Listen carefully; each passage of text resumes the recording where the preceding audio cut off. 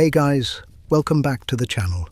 Sit back, relax, and close your eyes if you need to, as we drift into the darker corridors of American history. Tonight, we uncover the most disturbing missions ever undertaken by the Federal Bureau of Investigation, stories buried beneath redacted files and forgotten headlines. These are the operations that tested morality, blurred justice, and revealed the unsettling truths hidden behind the badge. What you're about to hear isn't fiction. It's the reality of a nation's secret wars, fought in the name of order, but often at the cost of humanity itself. Hey guys, welcome back to the channel. Sit back, relax, and close your eyes if you need to, as we drift into another hidden chapter of American history, one that the government never wanted you to hear. This is the story of COINTELPRO, the secret war the FBI waged not against foreign enemies, but against its own citizens. A war fought not with bombs or bullets, but with letters, lies, and fear. It began quietly in 1956, when the Cold War paranoia was at its peak. J. Edgar Hoover, the Bureau's legendary and feared director, saw enemies everywhere: communists, radicals, reformers, anyone who dared challenge the American narrative. To him, dissent was danger. And so, under his direct order, the counterintelligence program, COINTELPRO, was born. Its mission: to expose, disrupt, and neutralize groups considered subversive. Its targets: thousands of American citizens who wanted change. At first, the focus was on the Communist Party. But Hoover's definition of subversive quickly expanded. Civil rights leaders, feminist organizations, anti-war activists, Native American movements, environmental groups, all came under surveillance. No one was immune. The FBI bugged offices, tapped phones, infiltrated protests, and planted informants who whispered poison into every circle. They used fake letters to turn allies against each other, false rumors to destroy reputations, and psychological warfare to break spirits. One of their earliest and most devastating operations targeted Dr. Martin Luther King Jr. Hoover considered King a threat to national stability, labeling him the most dangerous Negro in America. Under COINTELPRO, agents bugged King's hotel rooms, recorded his private life, and mailed him anonymous threats, urging him to take his own life before his sins were exposed. The letter, later uncovered, was signed simply, "A friend." It wasn't friendship, it was institutional cruelty. By the late 1960s, the Bureau had infiltrated nearly every major activist movement in the country. The Black Panthers, Students for a Democratic Society, the American Indian Movement, each was torn apart from the inside by manipulation and fear. Informants incited violence, forged documents, and reported on friends they would later betray. The goal wasn't justice, it was division. The FBI wanted chaos within the movements, so the public would lose sympathy. It worked. In Chicago, 1969, that chaos turned deadly. 21-year-old Fred Hampton, chairman of the Illinois Black Panther Party, was becoming a symbol of unity. He preached solidarity across race and class, drawing thousands. But to the Bureau, his charisma was dangerous. In December, after an informant provided a map of Hampton's apartment, police raided it in the middle of the night. 90 bullets were fired. Hampton was shot twice in his bed, still asleep beside his pregnant fiancée. The informant received a bonus. The FBI called it success.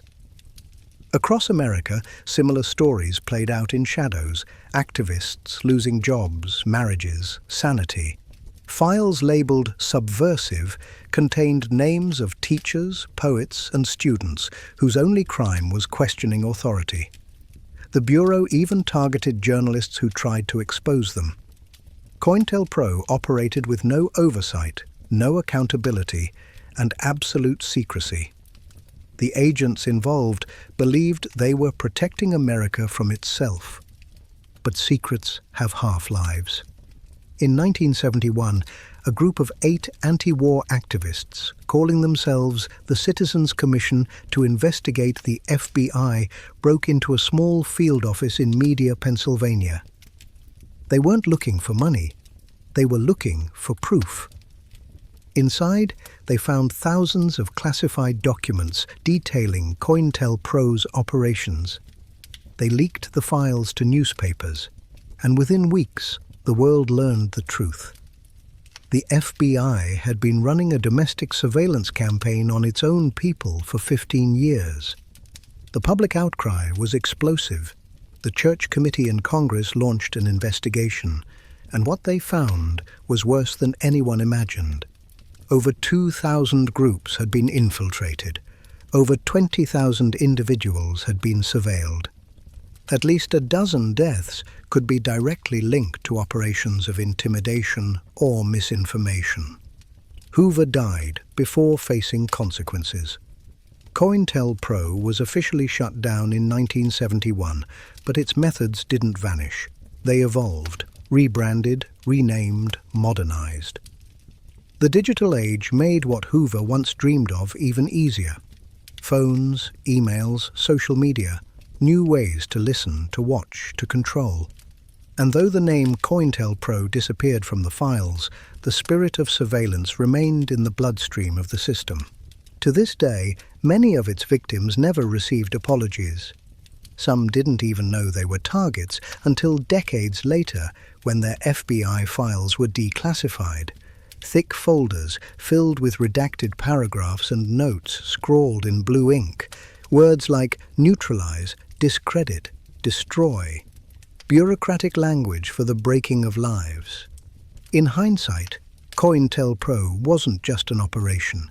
It was a mirror held up to the American psyche.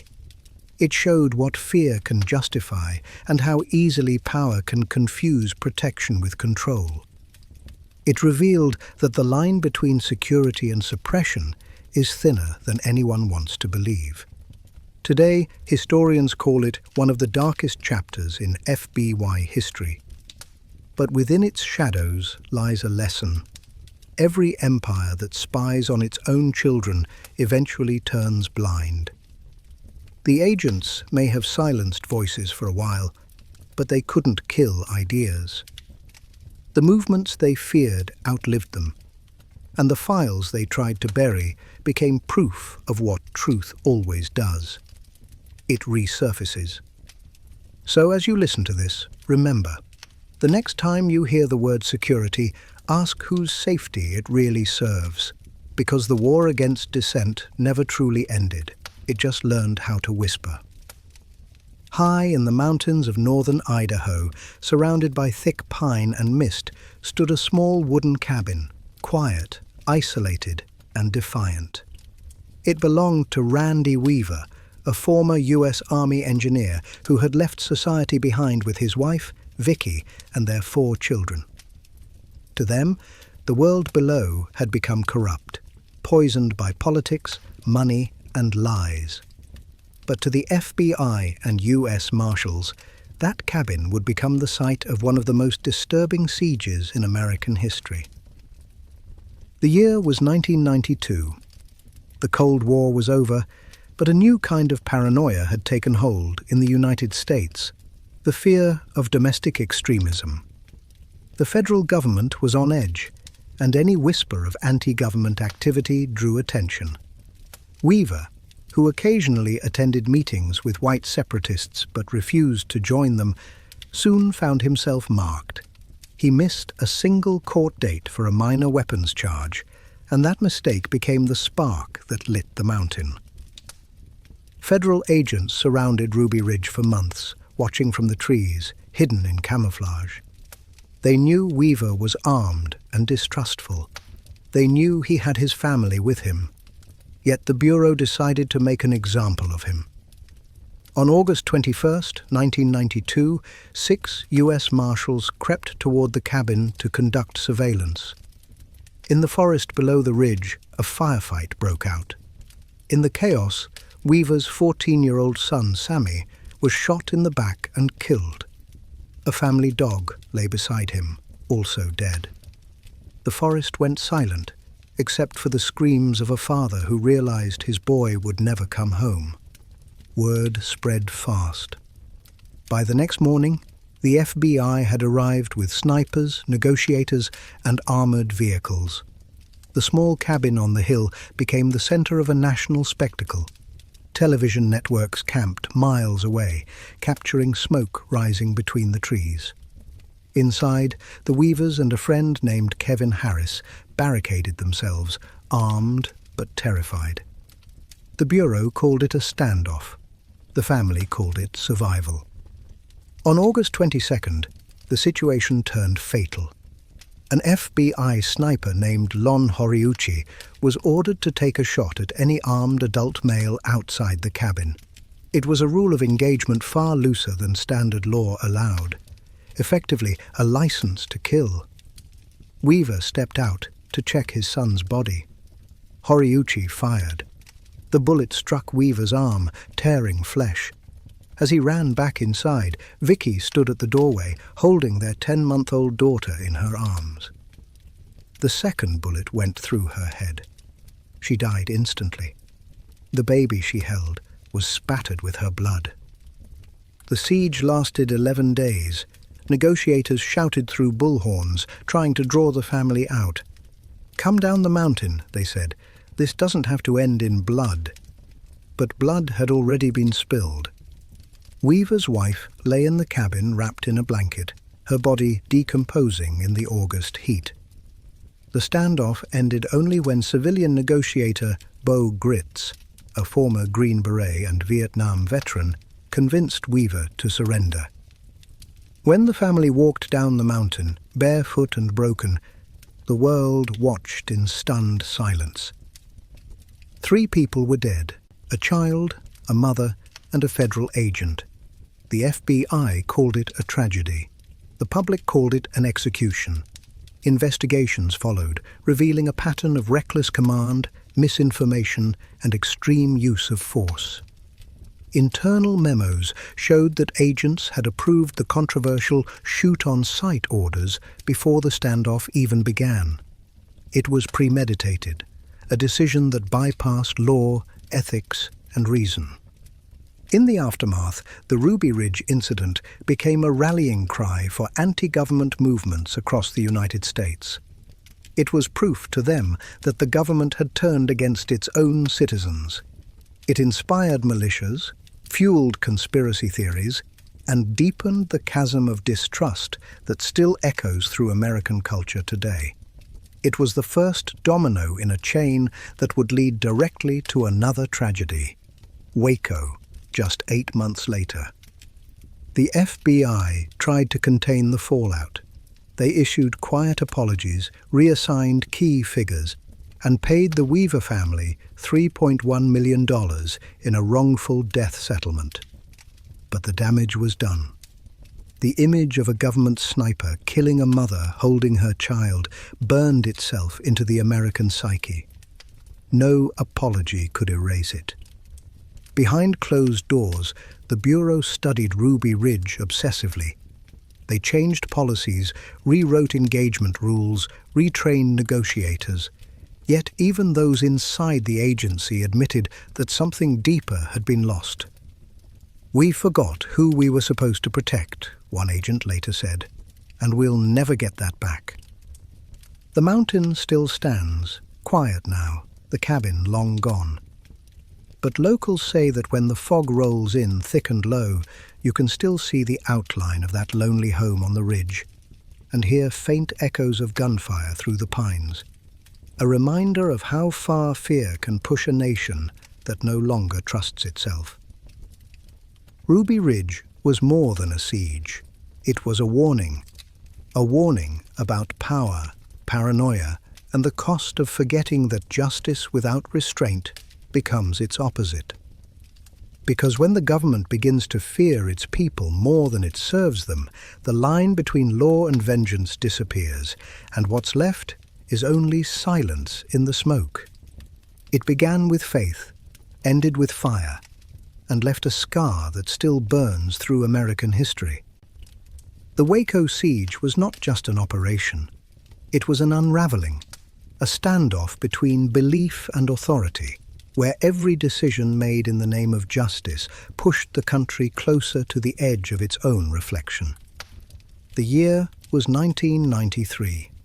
The group called themselves the Branch Davidians, led by a man named David Koresh, a preacher, musician, and self-proclaimed prophet who believed he was chosen to open the 7 seals described in the book of Revelation. To his followers, he was divine. To federal agents, he was dangerous. Reports of illegal weapons stockpiles and allegations of child abuse drew the attention of the Bureau of Alcohol, Tobacco, and Firearms, and eventually the FBI. The compound at Mount Carmel, just outside Waco, Texas, was both fortress and church. Dozens of families lived there, men, women, and children, all loyal to Koresh. They practiced daily drills, armed themselves heavily, and prepared for the apocalypse they believed was near. But the apocalypse came not from heaven, but from the horizon. On February 28, 1993, the ATF launched a raid to arrest Koresh and seize the compound's weapons. Helicopters swarmed overhead, agents surrounded the property, and gunfire erupted before the first demand was even shouted. To this day, no one knows who fired first. Within minutes, 4 federal agents and 6 Branch Davidians lay dead. The standoff had begun.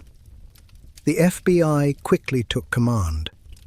What followed would become one of the longest and most disturbing sieges in American law enforcement history. 51 days of negotiation, psychological warfare, and growing desperation. Inside, Koresh preached to his followers, quoting scripture through bullhorns, promising deliverance. Outside, tanks rolled across the Texas soil, loudspeakers blasted the sound of rabbits screaming and metal clanging to break their will. Sleep deprivation, isolation, hunger. The pressure built like a storm. Koresh's demands were strange, religious, sometimes impossible. He claimed to be writing a message from God that would explain everything once finished. The negotiators listened, pleaded, waited. Children were released, 21 in total, but most of the followers refused to leave. They believed that stepping outside meant betraying God himself. Inside the FBI command center, patience was running out. The Bureau was under public scrutiny after Ruby Ridge, and every hour that passed felt like another failure. Tension between negotiators and tactical teams grew until communication broke down completely. One side wanted peace, the other wanted control, and in that divide, tragedy took root. On April 19th, the final assault began. Tanks breached the compound walls, injecting tear gas through holes and windows. The gas wasn't ordinary, it was flammable. As the sun rose over Waco, the building filled with smoke and panic.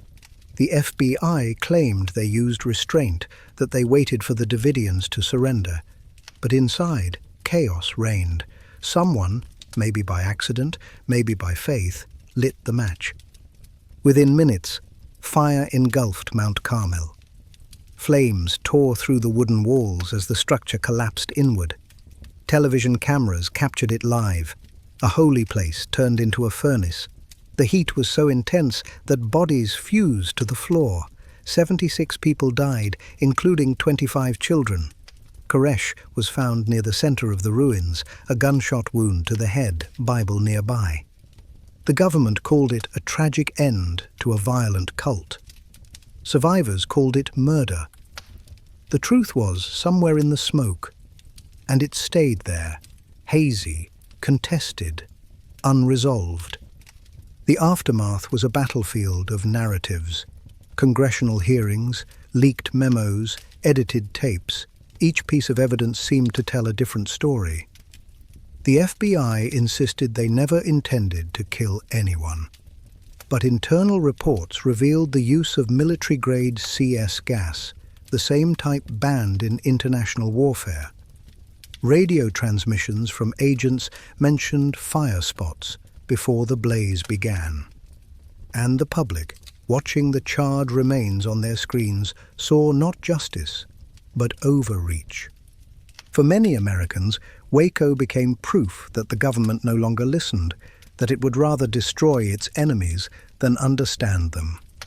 The siege radicalized a generation of anti-government groups, from militias to lone extremists. One of them, Timothy McVeigh, watched Waco burn on television. 2 years later, he bombed the federal building in Oklahoma City in retaliation. The cycle of fear had begun again. Inside the FBI, the ghosts of Waco lingered. Agents spoke of nightmares, of children's voices echoing in their ears. Some resigned, unable to carry the weight. Others doubled down, insisting it was necessary, that the Davidians had chosen death. But deep down, everyone knew something irreversible had happened. Trust between the government and its people had burned alongside Mount Carmel. Today, the site is rebuilt. A small chapel stands where the compound once smoldered, its walls lined with the names of the dead. Survivors hold vigils there every April, lighting candles for those lost to both faith and fire. The land is quiet now, but sometimes the wind carries a faint hum across the grass, the echo of helicopters, the whisper of flames. Waco wasn't just a siege, it was a warning, a continuation of the lesson ignored at Ruby Ridge, that power, unchecked by empathy, always ends in destruction. The FBI called it necessary force. History calls it something else, the day belief and authority burned together. And when you stand in that Texas field today, beneath the endless blue sky, you can still feel the heat rising from the ground. A warmth that isn't sunlight, but memory. There are stories that sound like fiction until you realize the government wrote them. Stories that live between science and nightmare, where morality dissolves in the name of security. MK Ultra was one of those stories.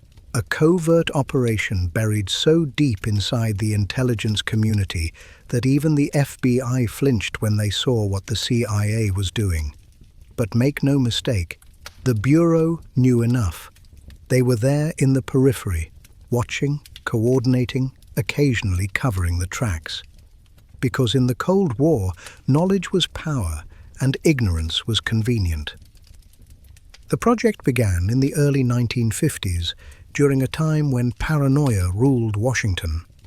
The Soviet Union was rumored to have discovered methods of mind control, techniques that could turn ordinary men into assassins or double agents. America could not afford to fall behind. So, under the direction of CIA chemist Sidney Gottlieb, a program was born, MK Ultra, dedicated to exploring the manipulation of the human mind through chemicals, hypnosis, and psychological torture. What followed would become one of the most disturbing chapters in U.S. intelligence history. The FBI's role was subtle but significant. They provided background checks, monitored suspects, and tracked potential whistleblowers. Internal memos show that the Bureau was aware of experiments conducted on unwitting American citizens, hospital patients, prisoners, even college students, all dosed with LSD and other hallucinogens without consent. The Bureau called it data collection. The victims called it hell. The tests ranged from bizarre to barbaric. In safe houses across San Francisco and New York, prostitutes were hired by the CIA to lure men into rooms where they were drugged, observed and filmed through one-way mirrors. Agents called it Operation Midnight Climax, a twisted joke in a government ledger. Some subjects screamed for hours, others slipped into psychosis. None were ever told the truth. When the experiments moved to institutions, the cruelty deepened. At McGill University in Canada, Dr. Ewan Cameron, funded through MK Ultra channels, performed psychic driving on mental patients. Weeks of drug-induced sleep, electroshock therapy, and endless tape recordings meant to erase their personalities. The FBI received reports of the research, filed them, and moved on. The logic was simple. If it could be weaponized, it was worth the suffering. But science has a conscience, and it eventually began to scream. In 1953, a CIA scientist named Frank Olson attended a retreat at Deep Creek Lake. Without his knowledge, he was dosed with LSD by his colleagues as part of a test. Days later, he fell, or was pushed, from a 13th-story hotel window in New York. His death was ruled a suicide. The FBI quietly investigated, collecting statements, photographs, and lab reports. The official file closed within weeks. Decades later, declassified documents revealed that Olson had expressed doubts about the morality of the experiments just before his death. The Bureau never reopened the case. MK Ultra continued for 2 decades, branching into over 150 sub-projects, many hidden under academic grants and private research. The boundaries between science and sin blurred completely. When the Church Committee hearings finally exposed the project in the 1970s, the nation recoiled in disbelief. Senators asked how many people had been experimented on. The CIA claimed the records were destroyed. The FBI, when questioned, denied direct involvement, but admitted to limited cooperation. What that meant was never fully explained. Among the fragments that survived, one memo stands out. A brief note marked Top Secret dated 1957, requesting the FBI's assistance in locating suitable test subjects from federal prisons. The Bureau responded affirmatively. Somewhere between the black lines of redacted text is the quiet acknowledgement of complicity. They didn't start the fire, but they helped feed it. The legacy of MK Ultra lingers. Victims came forward decades later. Broken lives, fractured memories, families destroyed. Lawsuits were filed, most dismissed. A few settlements were paid in silence. The government's defense was as chilling as it was predictable. National security. The phrase that erases accountability. The FBI tried to distance itself after the scandal broke, focusing on domestic crime while the CIA bore the public shame. But within intelligence circles, everyone knew the truth.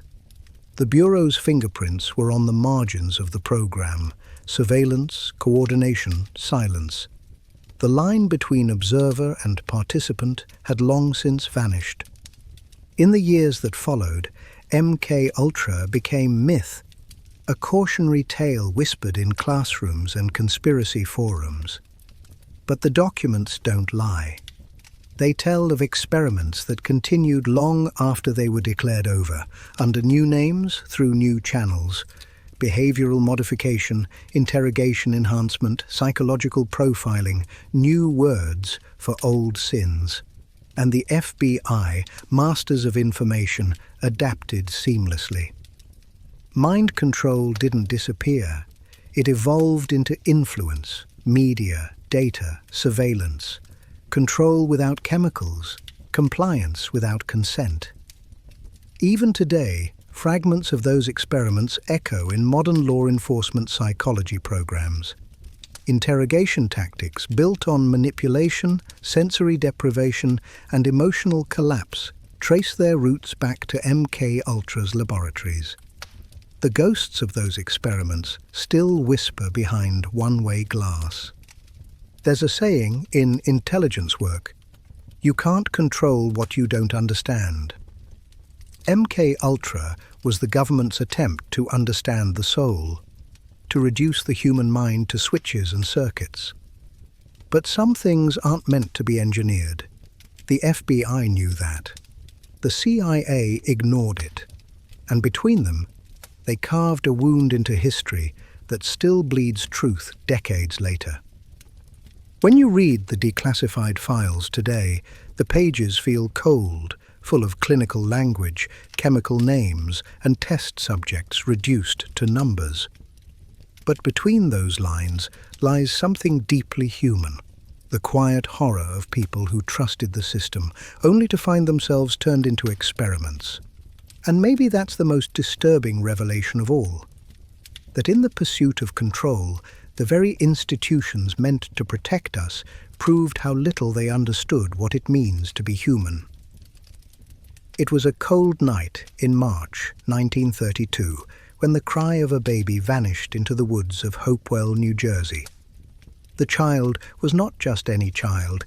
He was Charles Lindbergh, Jr., the 20-month-old son of one of America's greatest heroes. His father, Charles Lindbergh, had crossed the Atlantic in a single flight just 5 years earlier, capturing the imagination of an entire nation. But now his triumph had turned into tragedy. What followed became one of the most haunting and controversial investigations in FB1 history, a case that tested the limits of justice, morality, and truth itself. The crime was shockingly simple. On the night of March 1st, 1932, someone placed a homemade ladder against the side of the Lindbergh home and climbed into the nursery. The window was open, the crib empty. A note was left behind, crude handwriting, misspelled words, and a ransom demand for $50,000. Outside, muddy footprints vanished into the dark. America awoke the next morning to headlines screaming, "Lindbergh baby kidnapped." It was the birth of the modern media circus, and the nation could not look away. The FBI, still young and growing under J. Edgar Hoover's rule, rushed to join the investigation. But in 1932, kidnapping was not yet a federal crime. Hoover personally pushed for the Bureau's involvement, knowing the case could shape the agency's reputation forever. Agents were sent to comb through ransom notes, fingerprints, and witness statements. What they found was confusion, dozens of false leads, crank letters, and phony sightings from people desperate for attention or reward money. For months, the case consumed the nation. President Hoover offered federal resources, and the public mailed in thousands of tips. But it was the ransom money, marked bills and serial numbers, that eventually became the Bureau's key. After long negotiations through intermediaries, Lindbergh himself delivered the ransom to a mysterious man in a cemetery in the Bronx. The child, however, never returned. 2 months later, the horror reached its peak. A truck driver walking through the woods not far from the Lindbergh estate stumbled upon a small, decomposed body. It was the child. A single blow to the skull had ended his life. America's golden boy had lost his son, and the country demanded vengeance. The investigation turned frantic. The Bureau poured every resource into tracing the ransom bills. One surfaced at a gas station in New York, used by a man driving a 1920s Dodge. The attendant noticed the bills were gold certificates, rare, newly marked by the Bureau, and jotted down the license plate. It led agents to Bruno Richard Hauptmann, a German immigrant and carpenter living in the Bronx. Inside Hauptmann's garage, agents found $14,000 of the ransom money hidden behind a board. His handwriting, they claimed, matched the ransom notes. He denied everything. He said a friend, now dead, had left the money with him. The FBI's experts disagreed. In 1934, Hauptmann was arrested, charged, and put on trial for murder. The case became known as the trial of the century. The courtroom overflowed with reporters. The public wanted a villain, and the government was ready to deliver one. Hoover himself used the case to promote the Bureau as the ultimate defender of law and order. Agents testified about handwriting, ladders, and fingerprints, though many of the techniques used were far from reliable by modern standards. The press turned Hauptmann into a monster, the immigrant kidnapper who dared to strike America's first family. But beneath the spectacle, cracks began to show. Witnesses changed their stories, evidence was mishandled. Key pieces, like the ladder and the ransom notes, were never conclusively tied to Hauptmann. The Bureau's confidence began to look like obsession. Even Lindbergh's own certainty wavered. He had never clearly seen the man who took his money. Yet the trial moved forward with unstoppable momentum. On February 13th, 1935, Bruno Hauptmann was found guilty and sentenced to death. He maintained his innocence to the end, writing in his final letter, "I am absolutely innocent of the crime for which I am condemned." 2 months later, he was executed in the electric chair at Trenton State Prison. Outside, a crowd of thousands cheered as the lights flickered across the New Jersey skyline. The FBI celebrated the case as proof of its power, the ultimate symbol of Hoover's vision of modern law enforcement. The Lindbergh Law soon followed, making kidnapping a federal offense. The Bureau had claimed victory. But time, as it always does, began to erode the certainty. Decades later, historians, journalists, and forensic experts reopened the files. What they found was deeply unsettling. Many of the FBI's techniques, handwriting analysis, fiber comparison, and witness identification, would not hold up in today's courts. Evidence may have been fabricated or exaggerated. Even the discovery of the ransom money in Hauptmann's home seemed suspiciously convenient, arriving just as public pressure mounted. Some agents admitted privately that they were under immense pressure from Hoover himself to close the case, to restore the image of a country that had lost its sense of safety. The truth of who really killed the Lindbergh baby may never be known, but one thing remains certain. The Bureau's handling of the case turned investigation into theater, justice into performance.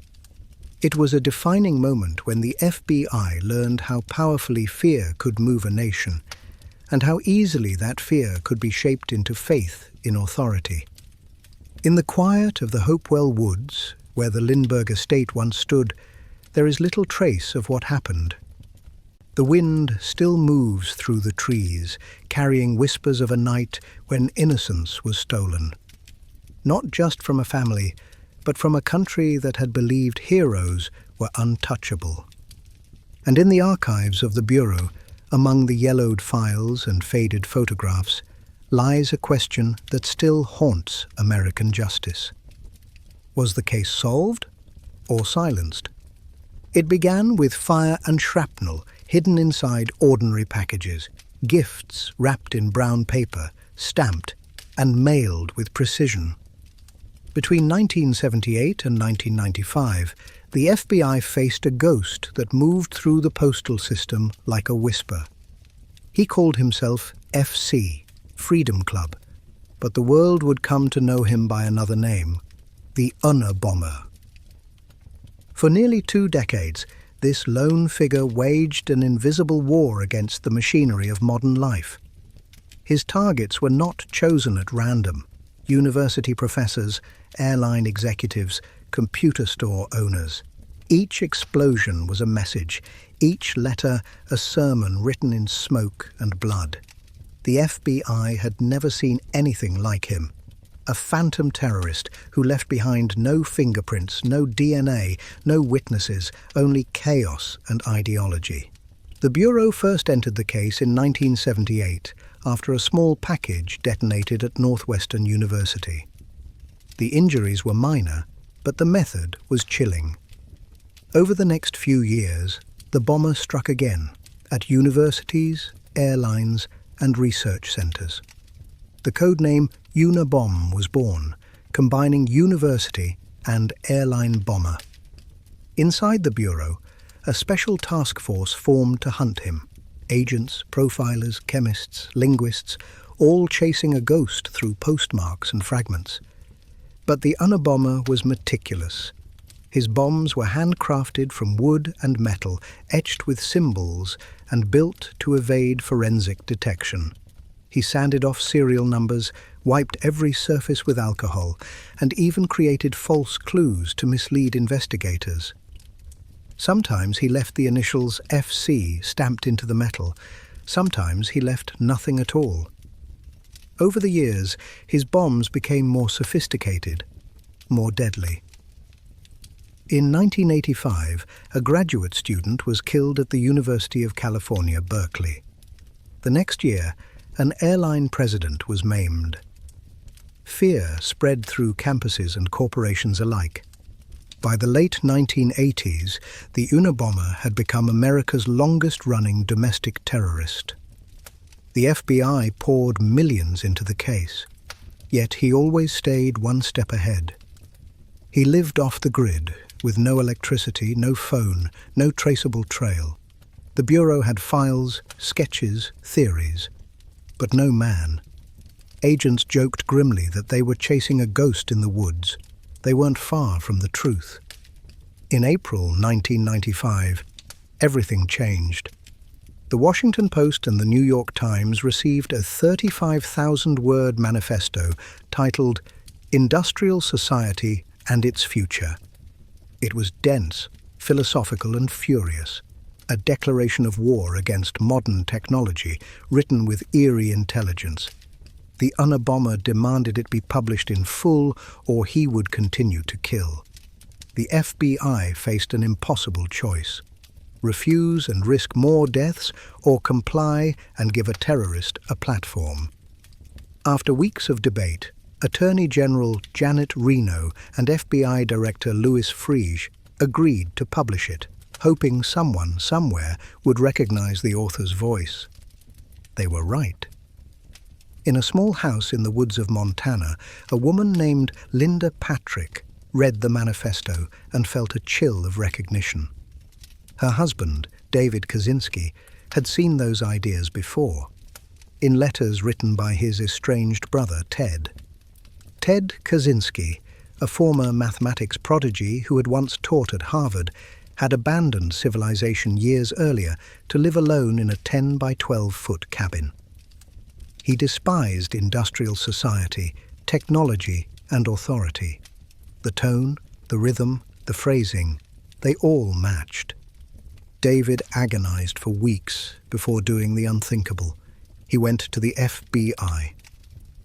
Agents compared the writings, running linguistic analysis, phrase by phrase. The results were undeniable. On April 3, 1996, they surrounded Ted Kaczynski's cabin near Lincoln, Montana. Inside, they found bomb components, journals, and a live device ready to be mailed. The ghost had a face. When the news broke, the nation was stunned. The Unabomber wasn't a foreign terrorist or criminal mastermind. He was a recluse, a man who had rejected the world's noise for silence. The FBI's relief was tempered with disbelief. 18 years of investigation had ended not through science, but through family. Kaczynski was arrested without incident, his long beard and hollow eyes reflecting decades of isolation. The trial that followed was less about guilt and more about sanity. Prosecutors sought the death penalty. Kaczynski's lawyers argued that he suffered from paranoid schizophrenia. He rejected that defense, insisting on representing himself. When they tried to portray him as insane, he attempted suicide in his cell. Eventually, to avoid execution, he pled guilty to all charges and was sentenced to 8 consecutive life terms without parole. He spent the rest of his life in a Colorado supermax prison, where he died in 2023. The FBI called the case a triumph of persistence and technology. But behind closed doors, agents admitted it was also a lesson in obsession, both theirs and his. They had hunted a man who became a mirror of the Bureau itself, methodical, relentless, consumed by purpose. The line between justice and fixation blurred until both sides looked disturbingly alike. Kaczynski's manifesto continues to echo across time. It predicted a future where humans would surrender freedom to machines, where convenience would replace thought, and surveillance would become the new religion. Whether madness or prophecy, his words remain disturbingly relevant. The FBI's victory over him was real, but incomplete, because the world he warned about was already being built. Today, his cabin sits in a museum in Washington, D.C. The wood still smells of smoke and pine. His journals, written in tight mathematical script, are sealed behind glass. Tourists walk past, unaware that they're looking at the remnants of one of America's most haunting manhunts. A war fought not just in mailboxes, but in minds. The Unabomber is gone. But the questions he raised about control, technology, and the price of progress still haunt the agents who chased him. They caught the man. But the message? That still lingers, like the echo of an explosion long after the smoke clears. Oakland, California, 1966. The streets were tense, charged, and humming with the sound of unrest. The Vietnam War raged overseas. At home, another war was brewing, one born of poverty, racism, and police brutality.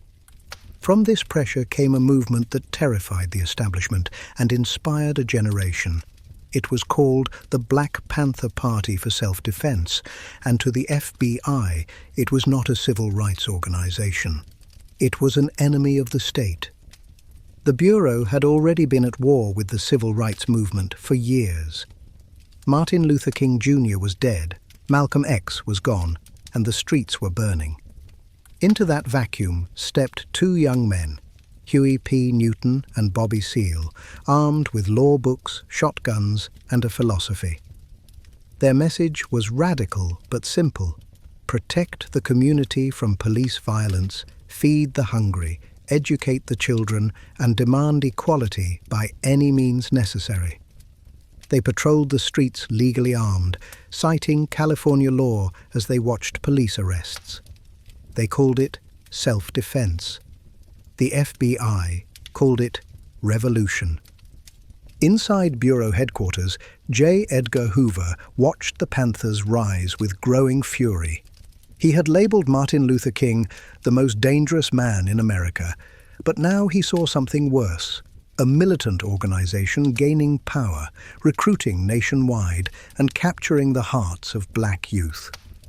In 1969, Hoover issued a directive under COINTELPRO: prevent the rise of a messiah who could unify and electrify the militant black nationalist movement. That single order sealed the fate of dozens of activists. Agents infiltrated local Panther chapters with informants, spreading paranoia from within.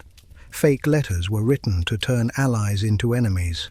Rumors of betrayal destroyed friendships.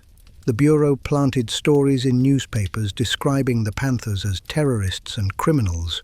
Police raids increased, often violent, often deadly. The FBI didn't just monitor, they manipulated. They wanted chaos inside the movement until it tore itself apart. In Chicago, the Bureau's most chilling act unfolded. Fred Hampton, a 21-year-old Panther leader, had become the voice Hoover feared most. Charismatic, brilliant, and unifying, Hampton built alliances between black, Latino, and white working-class groups, the Rainbow Coalition. The Bureau marked him as a threat to national stability. They recruited an informant named William O'Neill, who provided the layout of Hampton's apartment and drugged him the night before the raid. At 4:45 a.m. on December 4th, 1969, police stormed the apartment. 90 bullets were fired. Hampton was shot twice in his bed, still asleep beside his pregnant fiancée. The FBI later called the raid a success. Across the country, similar raids followed, in Los Angeles, Oakland, New York. The Panthers fought back, sometimes violently, but the toll was devastating. By 1971, over 30 members were dead. Hundreds were jailed. The Bureau labeled them neutralized. To the public, it looked like law enforcement cleaning up radicals. To those inside the movement, it was assassination by bureaucracy. Yet, even as the Bureau worked to destroy the Panthers, their social programs thrived. Free breakfast for children, community clinics, and education centers spread across the country. The irony was bitter. The government saw feeding poor kids as a revolutionary act. Agents spied on food programs, recorded license plates, and raided kitchens under the pretense of weapons searches. Fear became policy. Years later, when COINTELPRO was exposed, the files told a story colder than fiction. Memoranda revealed orders to increase factionalism, promote disunity, and destroy leadership. One document even suggested sending fake letters to Panther women, accusing their partners of infidelity, psychological warfare disguised as paperwork. The Bureau had turned manipulation into an art form. The consequences outlived the movement. By the mid-1970s, the Black Panther Party had fractured beyond repair. Newton went underground, Seal was imprisoned, Hampton was dead. The FBI's campaign of surveillance and sabotage had succeeded, but at a moral cost that could never be repaid. When the Church Committee hearings in Congress later revealed the scope of COINTELPRO, Hoover's legacy was permanently stained. The Bureau claimed it was protecting the country. The evidence showed something darker, a government terrified of its own citizens. Decades later, surviving Panthers spoke of the trauma that never left. "They didn't just kill us," one said. "They made us afraid to trust each other." The damage was psychological as much as physical, a lesson in how easily fear can dismantle hope. Today, historians see the Panthers not as villains, but as symbols of resistance. Their black berets and leather jackets have become icons of defiance. Their slogans, "Power to the people, all power to the people," echo through new movements that face the same surveillance, the same scrutiny, the same suspicion. The technology is newer now, cameras, algorithms, data mining, but the intent feels hauntingly familiar. The FBI has long since admitted mistakes were made. But to those who lived through it, those mistakes were bullets, betrayals, and broken lives. The files may be declassified, the buildings demolished, but the fear lingers. The awareness that justice, when twisted by paranoia, can become indistinguishable from oppression. Some nights, when you walk the old streets of Oakland, you can still see the murals, Hampton's face rising over the brick walls, fists raised to the sky. They are not just memorials, they are reminders. Reminders that every movement for freedom carries a shadow, and somewhere in that shadow, the Bureau still watches. He marched toward justice was supposed to be sacred, but in the corridors of power, it was treated like a threat. By the early 1960s, Dr. Martin Luther King Jr. had become the moral heartbeat of America, a preacher with a dream so powerful that it cracked the walls of segregation. But to the FBI, under the iron grip of J. Edgar Hoover, King wasn't a symbol of hope. He was a radical, a man whose voice could incite revolution, and the Bureau made it their mission to silence him by any means necessary. It began as surveillance, cloaked in the language of national security. Hoover claimed the civil rights movement had been infiltrated by communists. That was the excuse, the spark that lit a secret campaign of psychological warfare against one man. Under the codename COINTELPRO, Black Nationalist Hate Groups, the FBI began tapping King's phones, bugging his hotel rooms, and infiltrating his inner circle. They justified it to Congress, to the press, and to themselves. But deep down, it was personal. Hoover despised King's influence, his power, and the adoration he commanded from the public. King's first FBI file read like a confession, not of crime, but of admiration twisted into envy.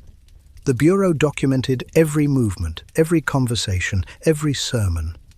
Agents followed him across the country, recording hours of his private life. When they discovered he had extramarital affairs, they saw opportunity. "We can destroy him," one memo read. What followed was one of the most disturbing operations ever carried out by a U.S. intelligence agency against its own citizen. In late 1964, shortly after King was awarded the Nobel Peace Prize, a package arrived at his home. Inside was a reel of recordings, audio tapes from his bugged hotel rooms. Accompanying it was an anonymous letter.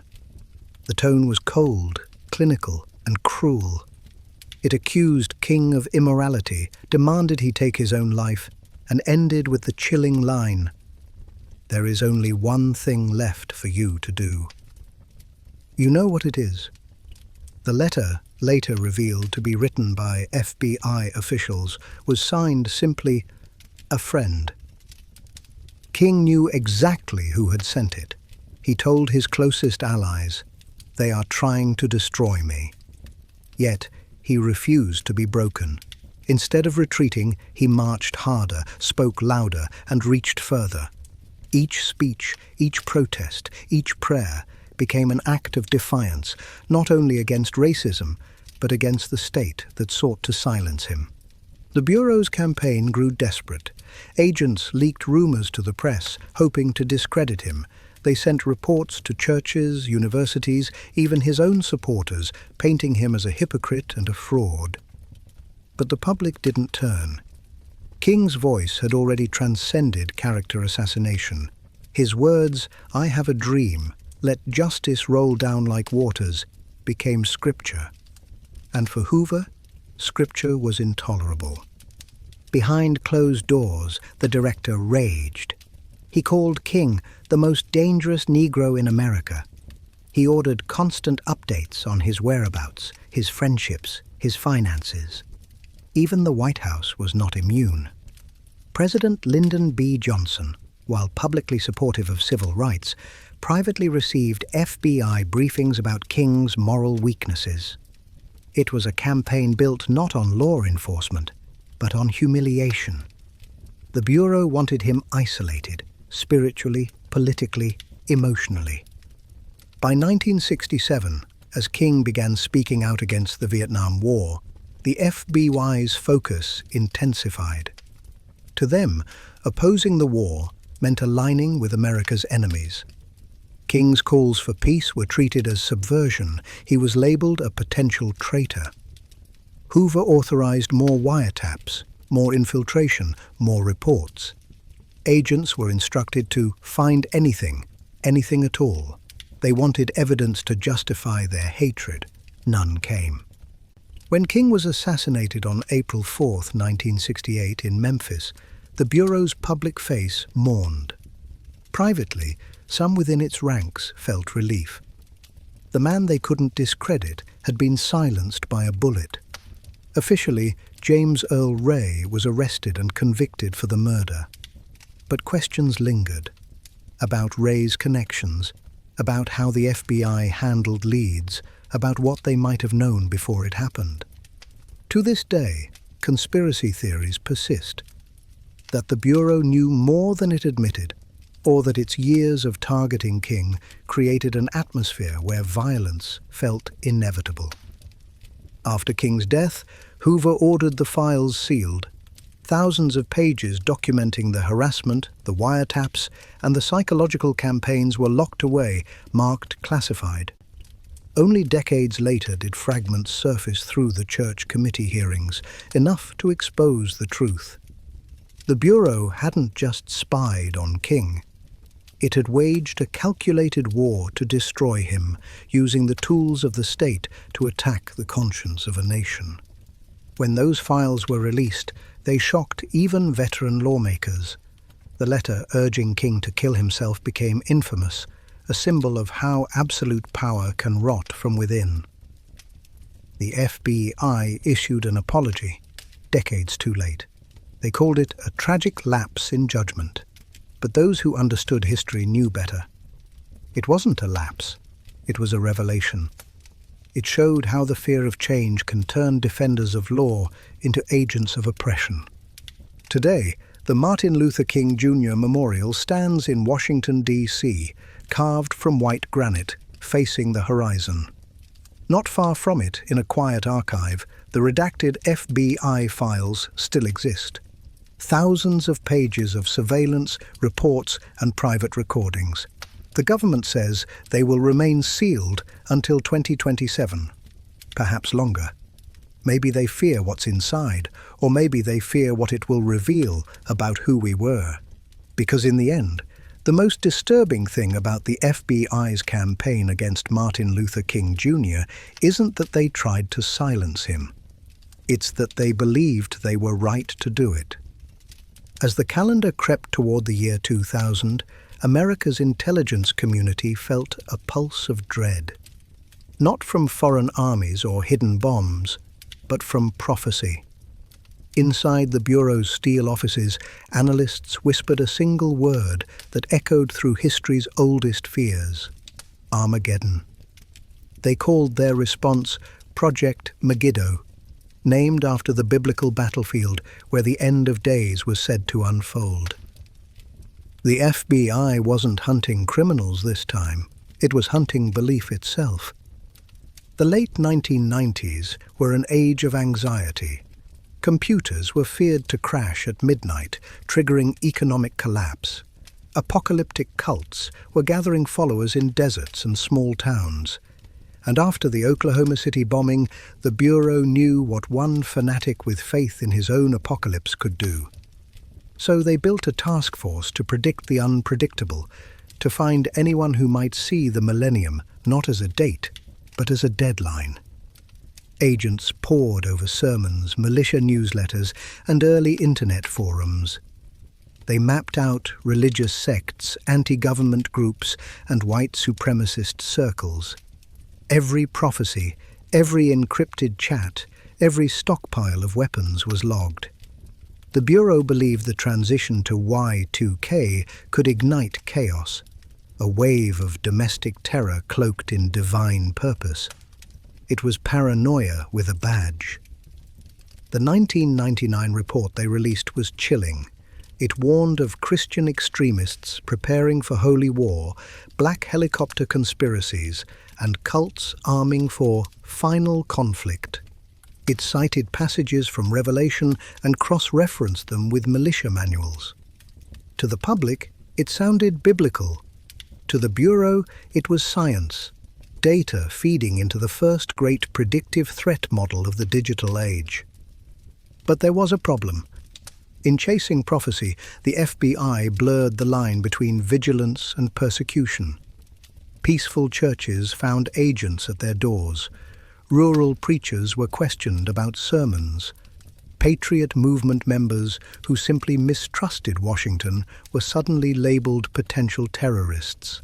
The same government that once hunted communists was now profiling believers in the end times. Fear, again, had become policy. Inside headquarters, young analysts debated ethics. Was it right to watch citizens for their faith?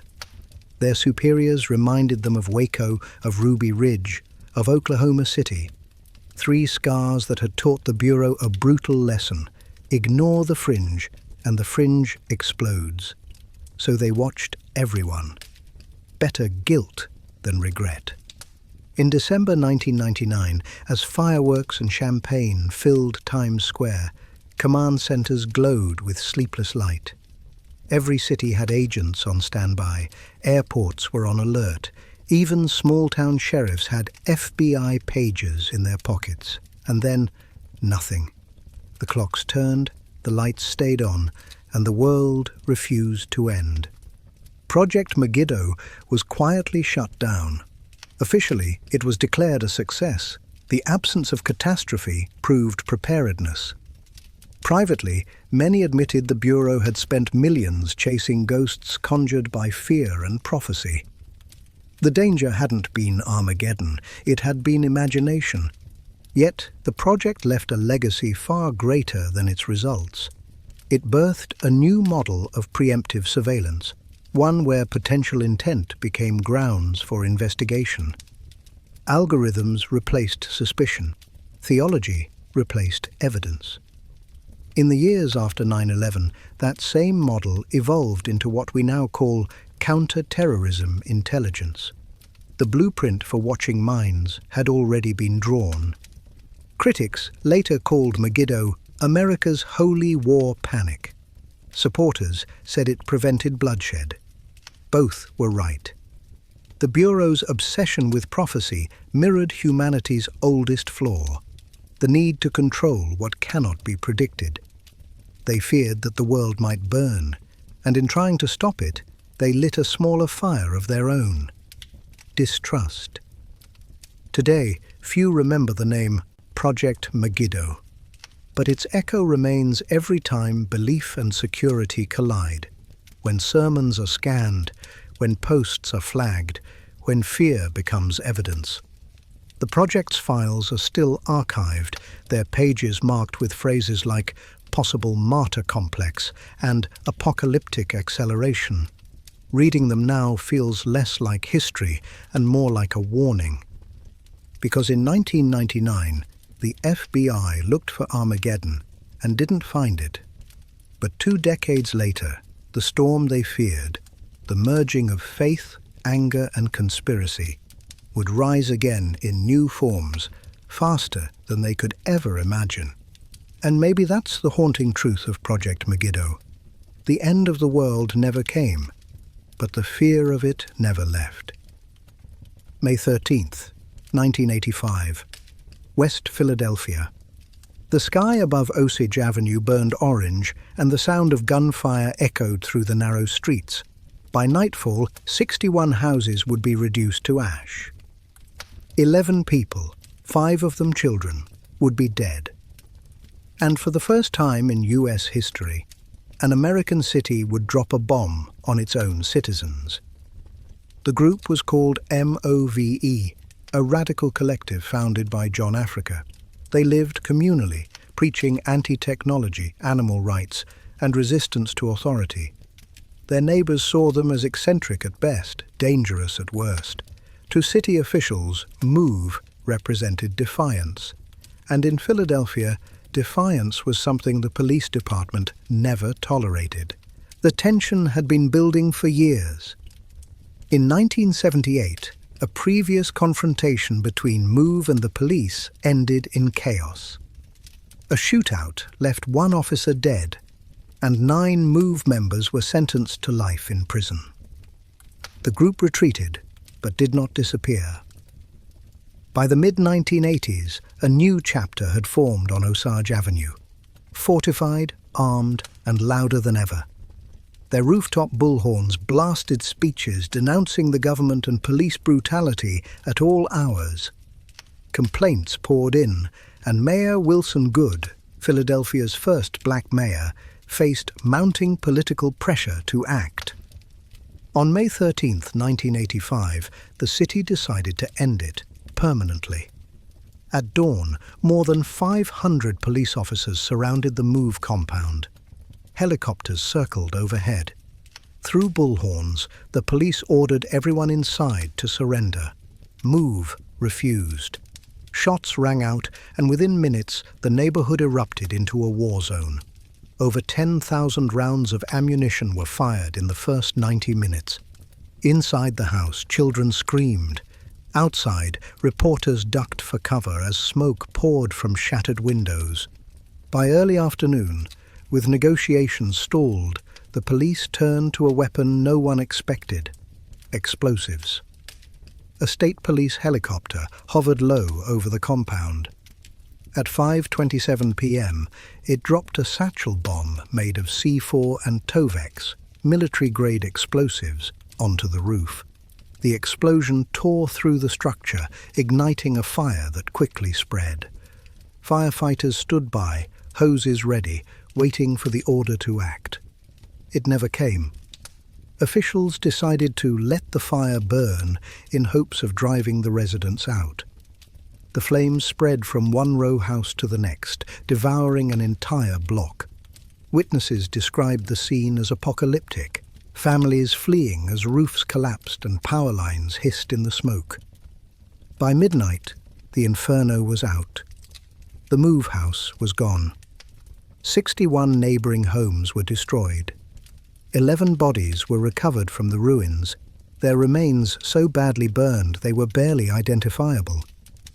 Among the dead were Move founder John Africa and 5 children.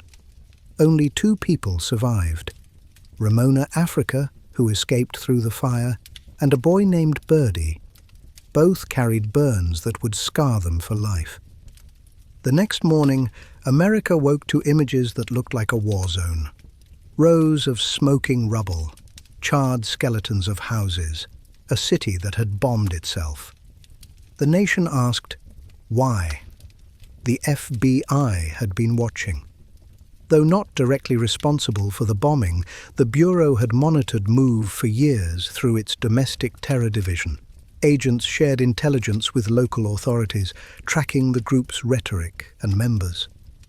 After the tragedy, internal memos revealed that federal officials were aware of the city's plan to use force, but had not intervened. The FBI's silence became complicity. Public outrage exploded. Hearings were held, investigations launched, but accountability vanished in the smoke. The city called it a tragic mistake. No police officer or city official was ever criminally charged. The Move Commission, an independent inquiry, concluded that the bombing had been reckless, ill-conceived, and unconscionable. Mayor Good publicly apologized years later, but the damage was irreversible. An entire community had been erased from the map, collateral damage in a war between government authority and radical resistance.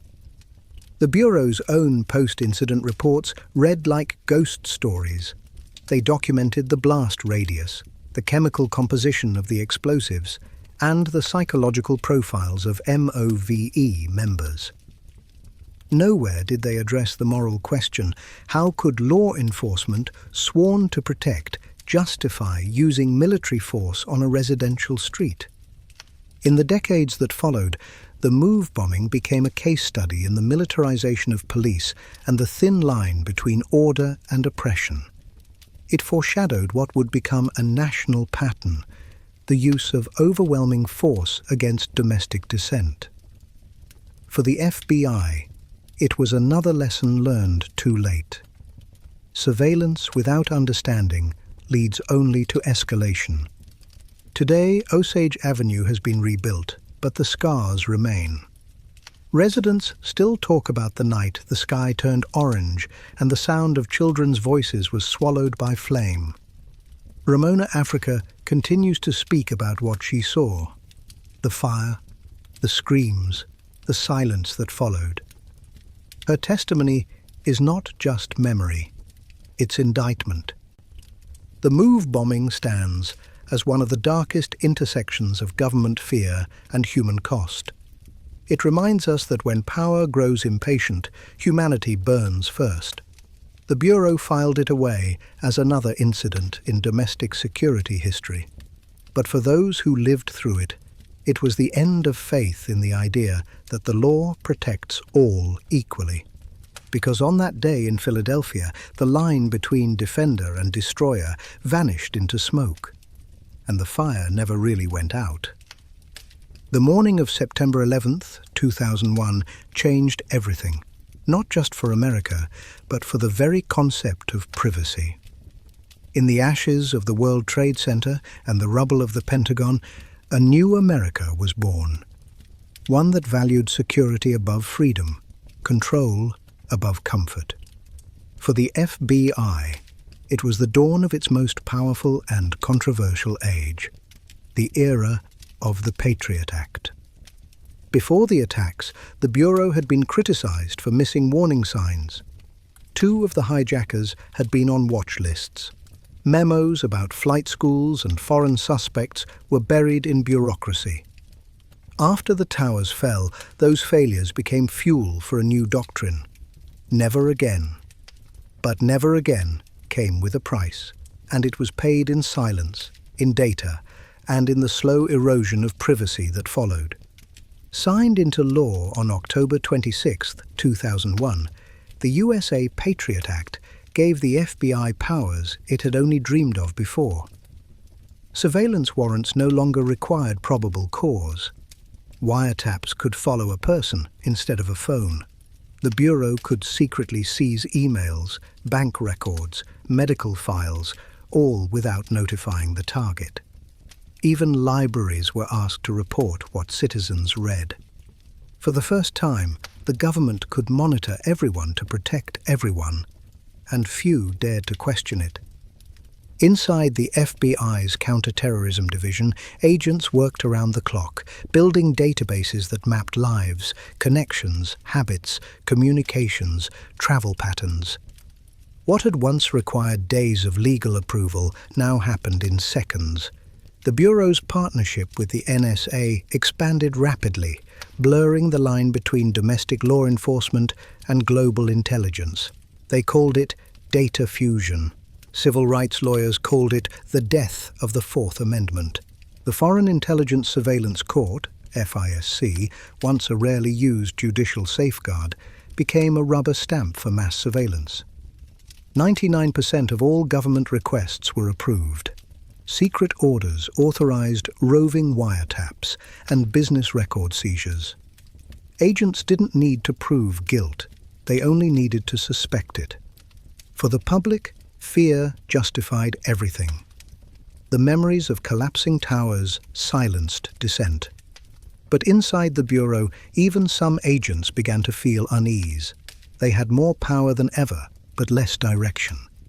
Every email could be a clue, every phone call a threat. They were drowning in data and paranoia. The Patriot Act wasn't just about surveillance. It was about control. The Bureau's National Security Letters, NSLs, became its most secret weapon.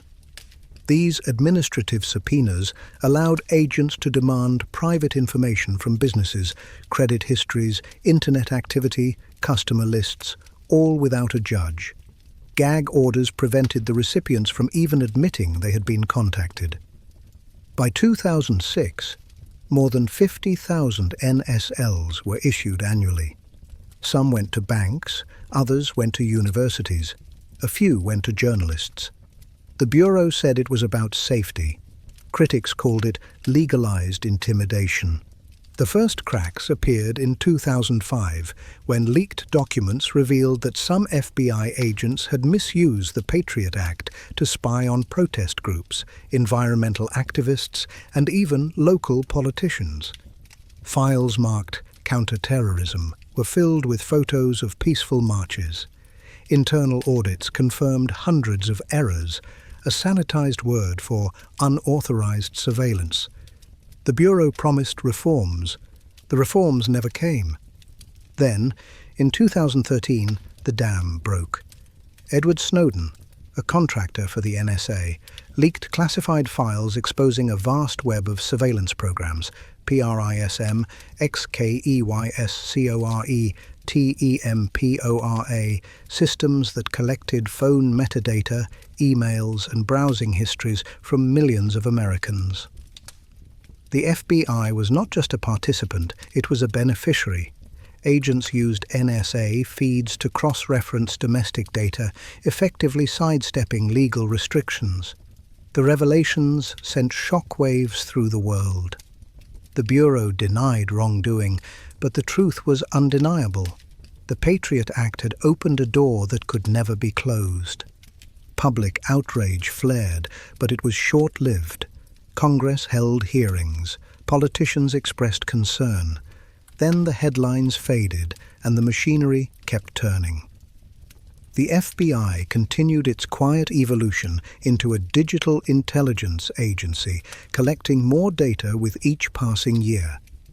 The bureau that once broke into houses for files now broke into servers for terabytes. In 2015, after intense pressure, parts of the Patriot Act were replaced by the USA Freedom Act, which imposed minor limits on bulk data collection. It was meant to be reform. In practice, it changed little. The surveillance infrastructure remained refined, hidden, efficient. The algorithms grew smarter, the oversight weaker. Privacy, once a right, had become a privilege. For the Bureau's defenders, the results justified the means. Dozens of terror plots were disrupted, cells were dismantled before they could strike, lives were saved. But the price was measured in trust. Every revelation of overreach, every journalist targeted, every activist profiled, chipped away at the Bureau's legitimacy. The public's faith in the protector had turned into quiet suspicion. And yet, the greatest irony of the Patriot Act is how quickly its reach extended beyond terrorism. The same tools designed to catch extremists were soon used to investigate drug rings, cybercrime, even political leaks. What began as a weapon against foreign threats became a net cast over citizens. Fear had built the cage, and convenience kept it locked. Today, more than 2 decades later, the Patriot Act still echoes through every phone tap and data request. It exists in the fine print of tech company policies, in the metadata of every message we send. The FBI's war on terror became a war of observation, endless, invisible, and self-perpetuating. There's a haunting question buried inside the Act's legacy. If a nation sacrifices privacy for safety, what happens when the definition of threat changes? The Patriot Act was born from fire and fear, but what it left behind was quieter, a surveillance state so normalized that most no longer see it. The FBI calls it vigilance. History may one day call it something else. Because the greatest secret of the new surveillance era isn't what they watch, it's how easily we let them. June 12th, 1962. The tide rolled against the rocky island of Alcatraz, its waves whispering against the walls of America's most infamous prison. Guards made their rounds, keys clinking, footsteps echoing through the concrete halls. But inside cell block B, 3 beds lay empty. Inmates Frank Morris and brothers John and Clarence Anglin were gone. What remained were decoy heads, sculpted from plaster, soap and toilet paper, painted with flesh tones and real human hair. They were so lifelike that it took until morning for anyone to notice the men were missing. By then, the impossible had already begun. The FBI would spend the next 17 years chasing shadows, trying to answer one haunting question. Did they survive? Alcatraz wasn't just a prison. It was a legend. The Rock, they called it, the place for men too dangerous for anywhere else. The cold waters of San Francisco Bay, the brutal tides, the watchtowers, the rules. No one had ever escaped alive.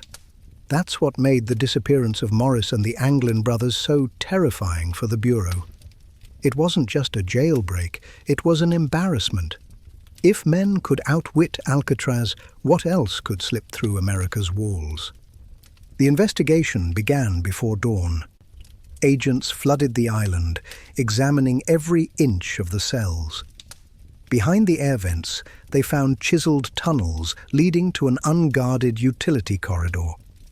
The men had spent months scraping the concrete with sharpened spoons, hiding the noise with music during lights out. Above the cell block, in a secret attic-like space, they had built a raft out of stolen raincoats and glue. A small makeshift workshop, invisible to guards, sat waiting, filled with homemade paddles, a bellows, and pieces of electrical wire. The planning was meticulous, almost surgical. The Bureau immediately launched one of the largest manhunts in its history. Helicopters scoured the bay, boats searched every channel and coastline, divers braved the freezing water. What they found was evidence: a paddle floating near Angel Island, a wallet wrapped in plastic, and bits of raincoat material. To the FBI, it was enough to declare the men dead, swallowed by the tide. The official story closed with a single line: "No credible evidence suggests the escapees survived." Case closed. But the world wasn't convinced. Over the years, strange rumors surfaced: sightings in Brazil, letters mailed to law enforcement claiming to be from the escapees. One photograph, allegedly taken in 1975, showed two men resembling the Anglin brothers standing beside a farm truck. The photo was analyzed decades later using facial recognition software, and the match was chillingly close. The FBI refused to comment. What the Bureau did admit, in rare interviews, was that the case never fully left their desks. In the archives of FBI Field Office San Francisco, the Alcatraz escape file grew thicker with each new lead. Dozens of agents worked it quietly, even after the prison closed in 1963. The Bureau's pride was at stake. For J. Edgar Hoover, whose obsession with control bordered on paranoia, the idea that 3 convicts had beaten his system was unthinkable. Behind the scenes, the investigation evolved into something almost mythological. Agents retraced every step: the tunnel, the raft, the tides. They even brought in oceanographers to map current patterns from that night. According to the official simulation, the odds of survival were slim. The water temperature hovered at 50 degrees, with currents strong enough to drag a man under within minutes. Yet there were inconsistencies. No bodies were ever found, and in 17 years of follow-up, no trace of their remains washed ashore.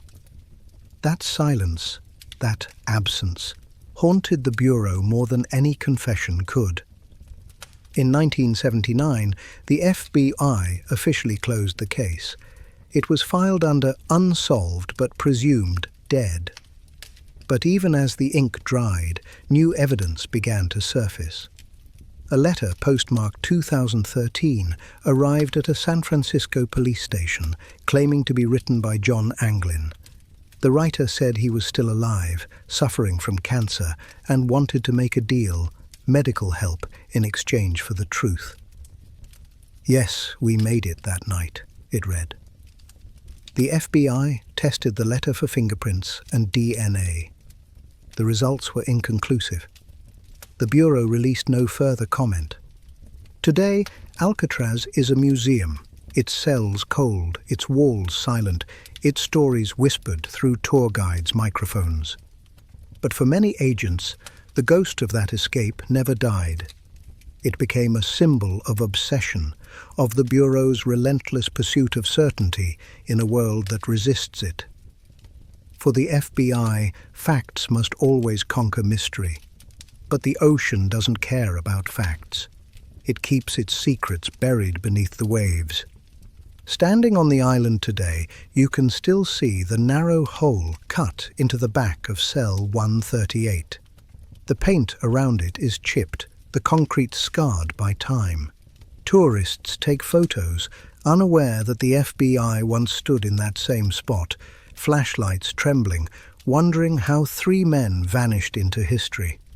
Some agents privately admitted that they admired the ingenuity, not the crime, but the courage.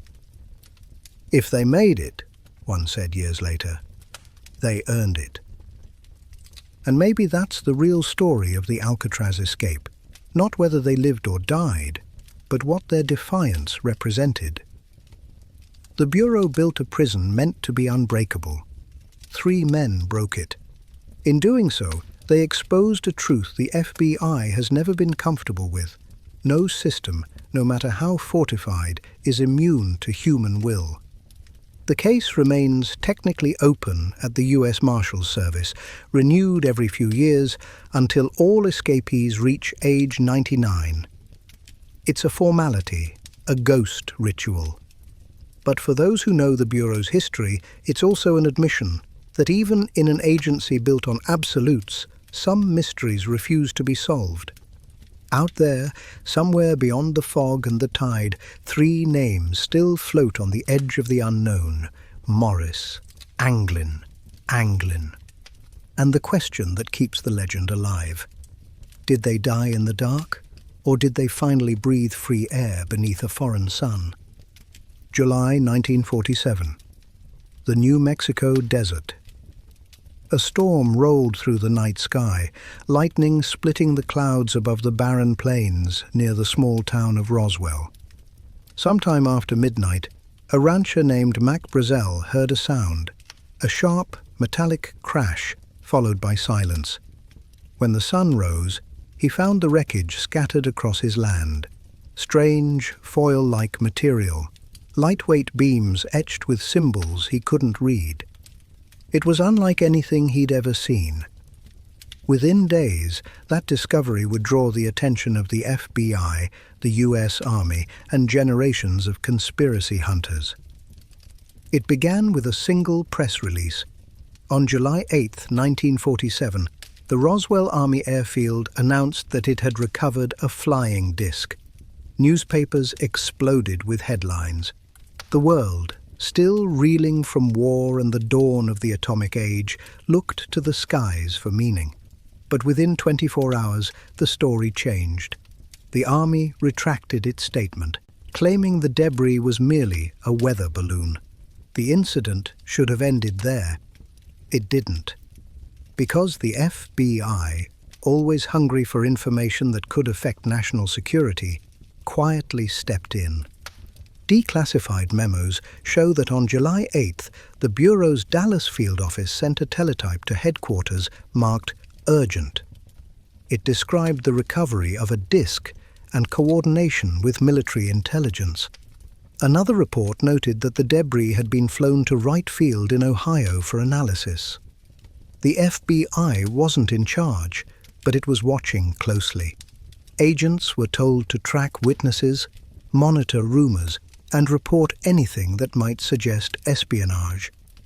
This was the dawn of the Cold War, the era when every mystery in the sky could be Soviet. For decades, the Bureau maintained silence. The official line was simple. The matter was handled by the U.S. Air Force. But in private, memos reveal unease. Agents questioned the speed of the military's retraction. Some suspected the balloon explanation was a cover for something more sensitive, not alien, but human. A classified program, perhaps, involving experimental aircraft or atomic sensors. To the FBI, the truth didn't need to be otherworldly to be dangerous. Then came the witnesses. Locals who saw uniformed men sweeping the fields at night. Truckloads of debris driven away under guard. Brazel himself detained for several days by military police, forbidden to speak. When he reappeared, his story had changed. The FBI recorded his statement, but marked it sensitive, do not circulate.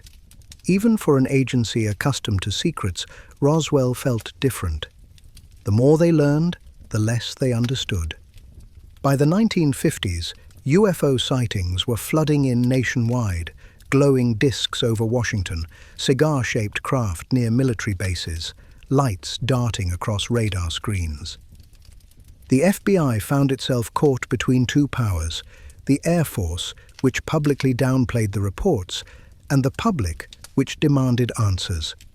The Bureau's role became that of gatekeeper, collecting, categorizing, and quietly feeding information into Project Blue Book, the Air Force's official UFO investigation. Internally, agents were instructed to treat all UFO-related material as potential counterintelligence. Do not speculate, one memo warned. Do not confirm or deny. The Bureau wasn't chasing aliens, it was chasing leaks. To them, UFOs weren't visitors. They were vulnerabilities. Every sighting was an opportunity for hysteria, and hysteria was dangerous in an age of nuclear paranoia. Yet some files hinted at something stranger. One 1950 memo from FBI agent Guy Hotel, discovered decades later in the Bureau's online archives, described 3 flying saucers recovered in New Mexico, each with 3 small bodies of human shape, but only 3 feet tall. The document went viral when declassified, reigniting Roswell fever. The FBI insisted it was hearsay, a report of unverified claims. But the memo's existence, on official letterhead, kept the mystery alive. As the decades passed, Roswell transformed from incident to legend. The FBI's involvement faded from the narrative, overshadowed by UFO enthusiasts and television specials. But the Bureau never truly walked away. Through the 1970s and 80s, agents monitored UFO groups, collecting intelligence on activists who accused the government of cover-ups. In some cases, informants were planted inside organizations to report on their meetings. To the FBI, UFO mania wasn't about aliens. It was about control. Belief could be weaponized, and rumor could destabilize. When the Freedom of Information Act forced the release of FBI files in the 1990s, the truth emerged in fragments, teletype messages, redacted statements, technical drawings.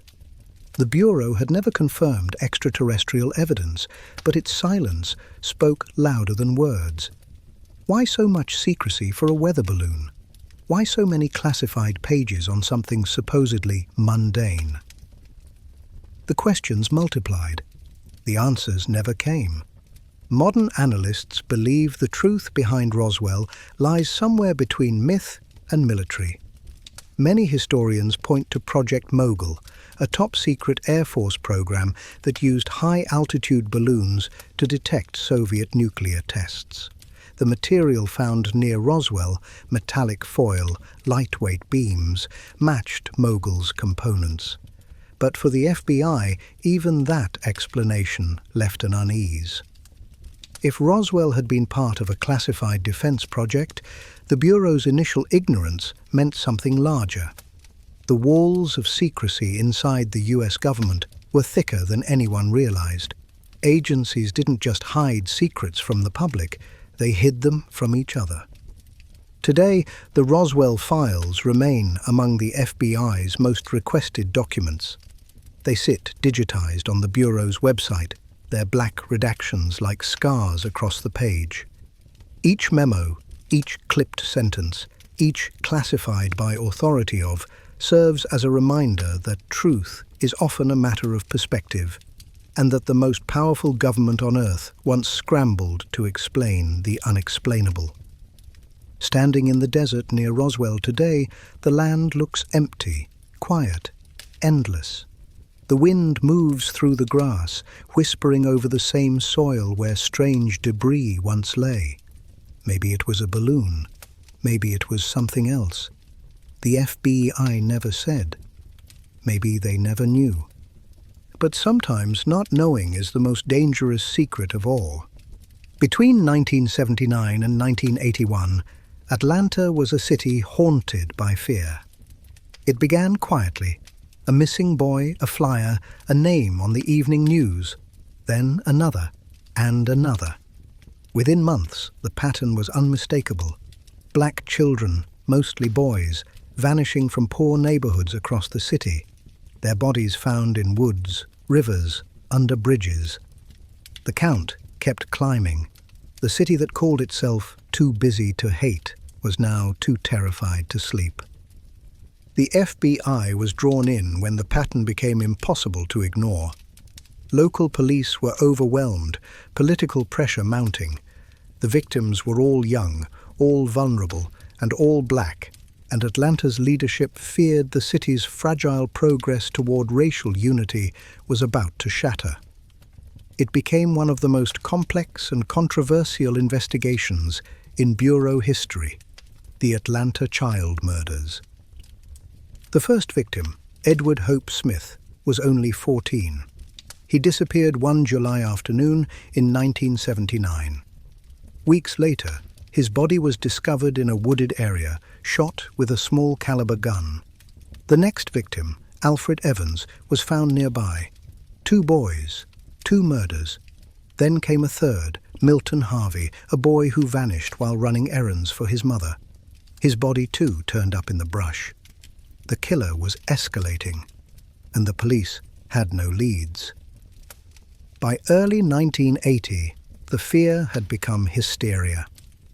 Parents refused to let their children walk alone. Neighborhood watches turned into armed patrols. The list of victims grew past 20. The FBI formed a task force alongside local authorities, bringing in behavioral profilers from Quantico's newly formed Behavioral Science Unit, the same team that would later inspire the show Mindhunter. For the first time, the Bureau tried to build a psychological portrait of a serial killer operating in real time. Their profile was controversial. The agents concluded that the killer was likely a young black man familiar with the neighborhoods, someone who could approach children without raising suspicion. It went against every expectation of the time, when serial killers were stereotyped as white men targeting white victims. But the pattern fit the evidence. The killer knew the streets. He knew when children were alone. He knew how to disappear. Then came the breakthrough. Not from a crime scene, but from a river. In May 1981, police staked out the James Jackson Parkway Bridge over the Chattahoochee River after noticing a pattern. Bodies often surfaced downstream days after nighttime disturbances. At 3 a.m. on May 22nd, officers heard a splash. Moments later, a car's headlights flashed across the bridge. They stopped the vehicle, a white Chevrolet station wagon driven by a 23-year-old man named Wayne Williams. Williams said he was scouting for a music audition. His story felt rehearsed. When officers asked where he'd been, he stammered. 2 days later, the body of Nathaniel Cater, 27, was found in the river near where the splash had been heard. Fibers from Williams' home and car matched fibers on several victims. The FBI lab in Quantico confirmed the results. Dog hair, carpet strands, and blanket fibers formed a forensic web that pointed directly to him. The Bureau had its suspect. In June 1981, Wayne Williams was arrested. The city exhaled, but the relief was uneasy. He was charged with only 2 of the 28 murders, both adult victims, though prosecutors used the child cases as supporting evidence. The trial was intense, emotional, racially charged. FBI testimony about the fiber evidence was central to the prosecution. After nearly 9 weeks, the jury convicted Williams. He was sentenced to life in prison. The case closed, officially, but questions lingered. Many families of the victims believed the FBI and Atlanta police had rushed to end the investigation. Some suspected multiple killers. Others pointed to the Ku Klux Klan, whose activity in Georgia during that period had surged. The Bureau investigated that angle briefly, but those files were sealed. Decades later, when they were finally released, they revealed inconsistencies, evidence that other suspects had been considered and then quietly dismissed. Wayne Williams maintains his innocence to this day. In prison interviews, he insists the FBI needed a scapegoat to calm the city. Some former agents disagree. Others privately admit the fiber evidence, though compelling, would not stand the same scrutiny under modern forensic standards. DNA testing has since been attempted on several samples, but the results remain inconclusive. The truth, like the Chattahoochee itself, remains murky. The legacy of the Atlanta child murders goes beyond the crime. It marked a turning point for the FBI. The case validated the behavioral science unit and ushered in the modern era of criminal profiling. Agents learned that monsters could come from anywhere, that evil didn't have a single face, color, or motive. It also forced the Bureau to confront the racial and social divides within its own operations. Many in Atlanta's black community felt ignored until the FBI got involved, and even then, they questioned whether justice had truly been served. Today, the case is technically still open. In 2019, Atlanta police, with FBI support, began retesting old evidence using new technology. No definitive answers have emerged. The shadows of those lost children still hang over the city, names engraved on memorials, their faces frozen in time. Every year, families gather to remember, to speak the names that the Bureau once filed away in reports and case numbers. The FBI's agents who worked the case still remember the exhaustion, the endless nights, the fear that they might never stop the killings. For them, the Atlanta child murders are not a closed file. They're a scar. The kind of case that teaches the Bureau's agents the hardest truth of all. Even when you find the man, you might never find the full truth. Because sometimes justice comes with silence. And sometimes silence is all that's left. Packages arrived in ordinary mailrooms, wrapped in brown paper, hand-addressed, sealed with care. Inside each was a small philosophy of destruction, an argument built in metal and flame. The FBI called the case UNABOM, shorthand for University and Airline Bomber. It began in chaos, scattered attacks across years and states, no clear pattern. The Bureau had fragments of evidence, bits of wood, wire, nails, batteries, and handwritten notes. No fingerprints, no witnesses, no suspects. Agents built a psychological profile from the bombs themselves. Each was handcrafted with obsessive detail. Polished wood casings, custom switches, hidden inscriptions like FC, short for Freedom Club. Whoever the bomber was, he wasn't a drifter. He was educated, intelligent, and patient. He wanted not just to kill, but to send a message. By the late 1980s, the Bureau had formed one of the largest task forces in its history.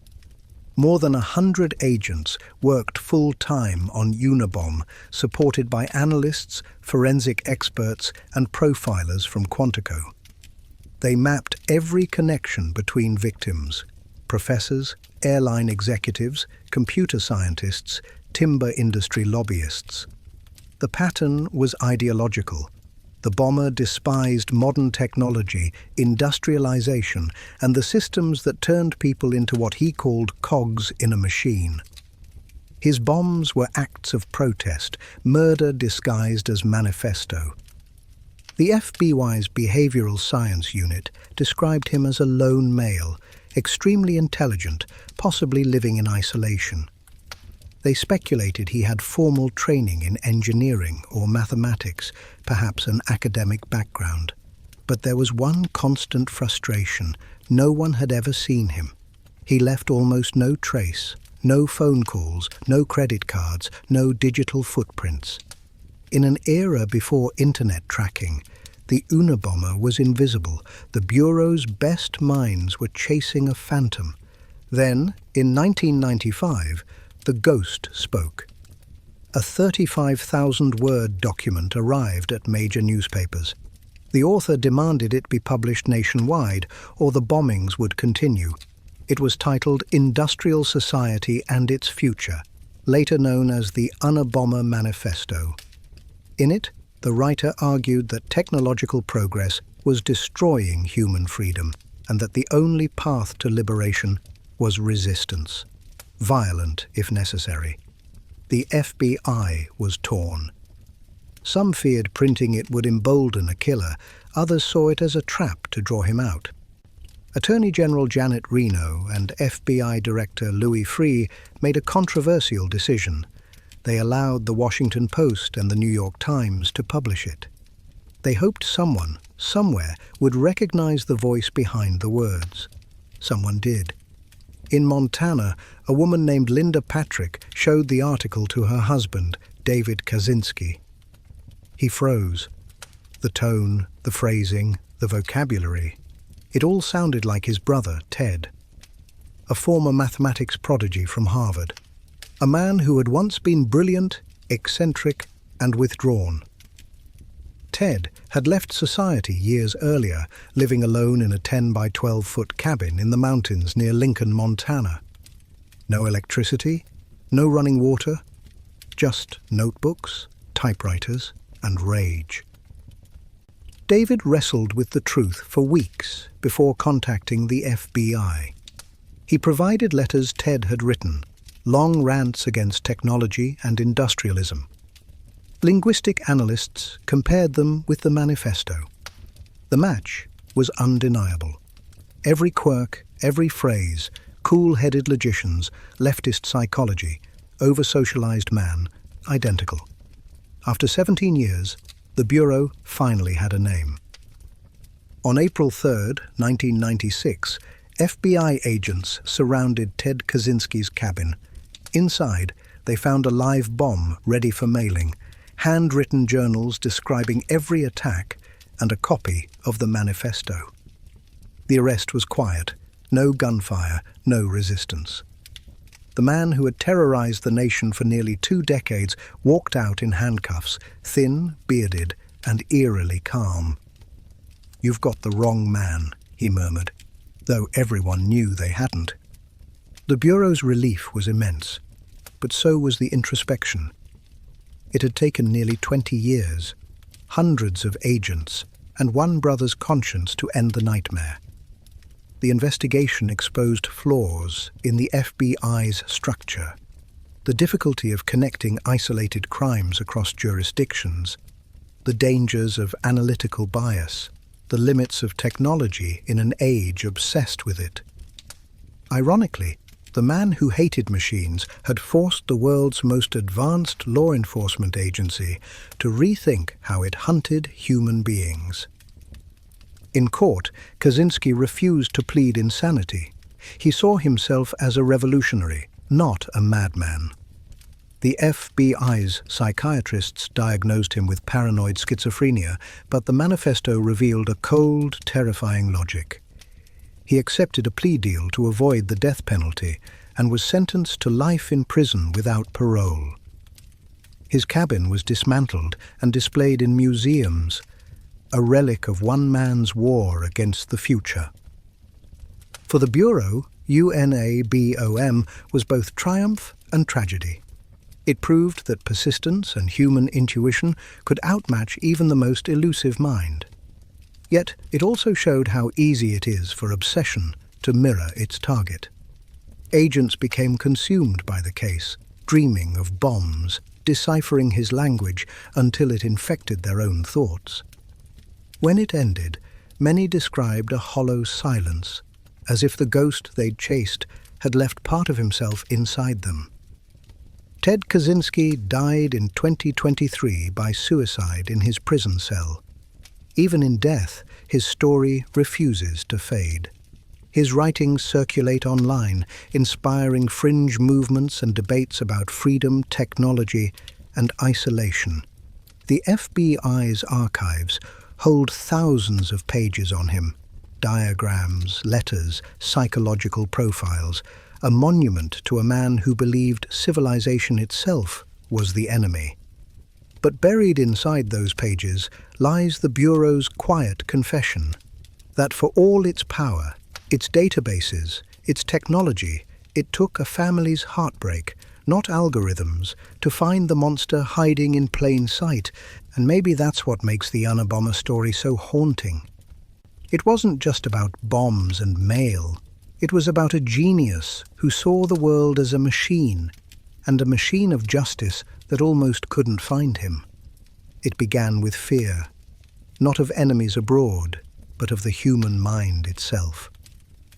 In the early years of the Cold War, Washington convinced itself that thought could be weaponized. Soviet scientists were rumored to be experimenting with hypnosis, LSD, and psychological conditioning. The US refused to fall behind. Out of that paranoia came Project MK-Ultra, a web of secret experiments that blended medicine, espionage, and moral collapse. Though it was led by the CIA, the FBI watched from the edges, sometimes cooperating, sometimes investigating, always uneasy. Decades later, when the documents finally surfaced, both agencies found their fingerprints on the same nightmare. The official record lists MK-Ultra as a behavioral modification program, approved in 1953 and funded through front universities and hospitals. In reality, it was human experimentation at the outer edge of ethics. The CIA poured millions into research on drugs, electroshock, isolation, and sensory deprivation. They wanted to know whether a mind could be erased, rewritten, or broken into obedience. Scientists gave LSD to unsuspecting subjects, soldiers, prisoners, even ordinary citizens, to see how consciousness unraveled. One doctor described it bluntly: "We were trying to find the key to the soul." The FBI's early involvement was pragmatic. Director J. Edgar Hoover feared that hypnotic or chemical coercion could be used against U.S. agents in the field. He ordered bureau psychologists to study the same methods, both to defend against them and to detect their use. Internal memos from the 1950s show FBI labs testing truth serums on volunteers and analyzing reports of post-hypnotic suggestion. Officially, it was counterintelligence. Unofficially, it was curiosity. The line between science and violation blurred faster than anyone admitted. One of the darkest chapters began at the Lexington Narcotics Hospital in Kentucky, where addicts were promised treatment in exchange for participation in drug studies. They were injected with LSD repeatedly, sometimes for weeks. Few were told what the drug was. The FBI received summaries of these trials under a program codenamed Artichoke. The agents reading the reports couldn't decide which was worse, the methods or the indifference. The most infamous death came in 1953. Dr. Frank Olson, an Army biochemist who'd attended a CIA-FBI research retreat, was secretly dosed with LSD by his colleagues. Days later, he plunged from a hotel window in New York. The Bureau investigated briefly, labeling it suicide. Only decades later did declassified documents reveal the truth. Olson had become unstable after the experiment, terrified by what the government was doing. His death was the first crack in a wall of secrecy that would take 30 years to crumble. Throughout the 1960s, the FBI's role shifted from participant to observer. Hoover's agents began collecting intelligence on protest movements and universities, some of the same institutions quietly funded by MK-Ultra front organizations. They stumbled across fragments of the program, but said nothing. For the Bureau, exposing the CIA meant exposing itself. The agencies were rivals bound by shared guilt. By 1973, amid the fallout from Watergate, CIA Director Richard Helms ordered all MK-Ultra files destroyed. Thousands of pages vanished overnight. But a few financial records survived in a forgotten accounting office. When journalist Seymour Hersh broke the story in 1974, the public reaction was explosive. Congress formed the Church Committee to investigate. The hearings revealed that both the CIA and FBI had authorized covert human subject testing without consent. Senators listened in disbelief as witnesses described experiments on prisoners, psychiatric patients, even children. The Bureau tried to distance itself, calling its work defensive research. the distinction felt meaningless. Inside FBI headquarters, young agents pored over what remained: redacted memos, reimbursement slips, lab orders for untraceable drugs. They realized that much of the documentation referenced joint field operations. In one file, a bureau chemist requested access to behavioral materials, MK Search Group. Another contained correspondence between Hoover's deputy and CIA liaison officers arranging demonstrations of hypnosis in field interrogation. The words were clinical. The implications were monstrous. When the Church Committee demanded full disclosure, the FBI produced 6,000 pages. Most were sanitized, names replaced with numbers, but the tone of panic bled through. Hoover had died the year before, yet his shadow loomed over every paragraph. The Bureau had spent decades collecting information on others. Now it was the subject of investigation. Agents testified that they had destroyed many documents for security reasons. Others admitted they had no idea how far the experiments had gone. "We thought we were defending the nation," one retired analyst said. "We never asked what we were defending it from." Public outrage forced the government to tighten oversight. The National Research Act of 1974 created ethical standards for human experimentation, and the FBI retreated from behavioral testing altogether. But the damage was irreversible. MK-Ultra became shorthand for every fear about government secrecy. In popular culture, it spawned novels, films, and a generation of conspiracy theories. And in the Bureau's archives, a handful of surviving memos remain stamped "Do Not Destroy."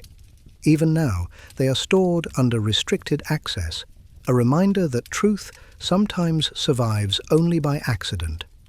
The most chilling realization to emerge from the files was not what the experiments discovered, but what they revealed about power. The scientists learned little about controlling minds. What they proved was that authority itself can become a drug, one that dulls conscience and sharpens justification. The FBI's quiet complicity was born not from malice, but from belief, the conviction that secrecy and safety were the same thing. Today, when those declassified pages are read under fluorescent archive lights, they smell faintly of age and chemicals. Margins bear pencil notes from agents long gone. Each line is a confession without a voice. And somewhere between them lies the haunting truth.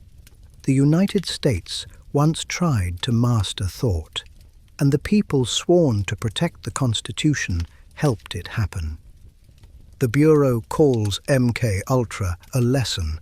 History calls it a warning. Because when a nation decides that the human mind is just another battlefield, it risks losing its own soul in the fight. It began as a standoff in the mountains. It ended as a wound that would scar the FBI for decades. August 21, 1992, Ruby Ridge, Idaho. A lonely ridgeline tucked into the Selkirk Mountains, home to a man named Randy Weaver, his wife Vicky, and their children. Weaver was an Army veteran turned survivalist who distrusted government authority.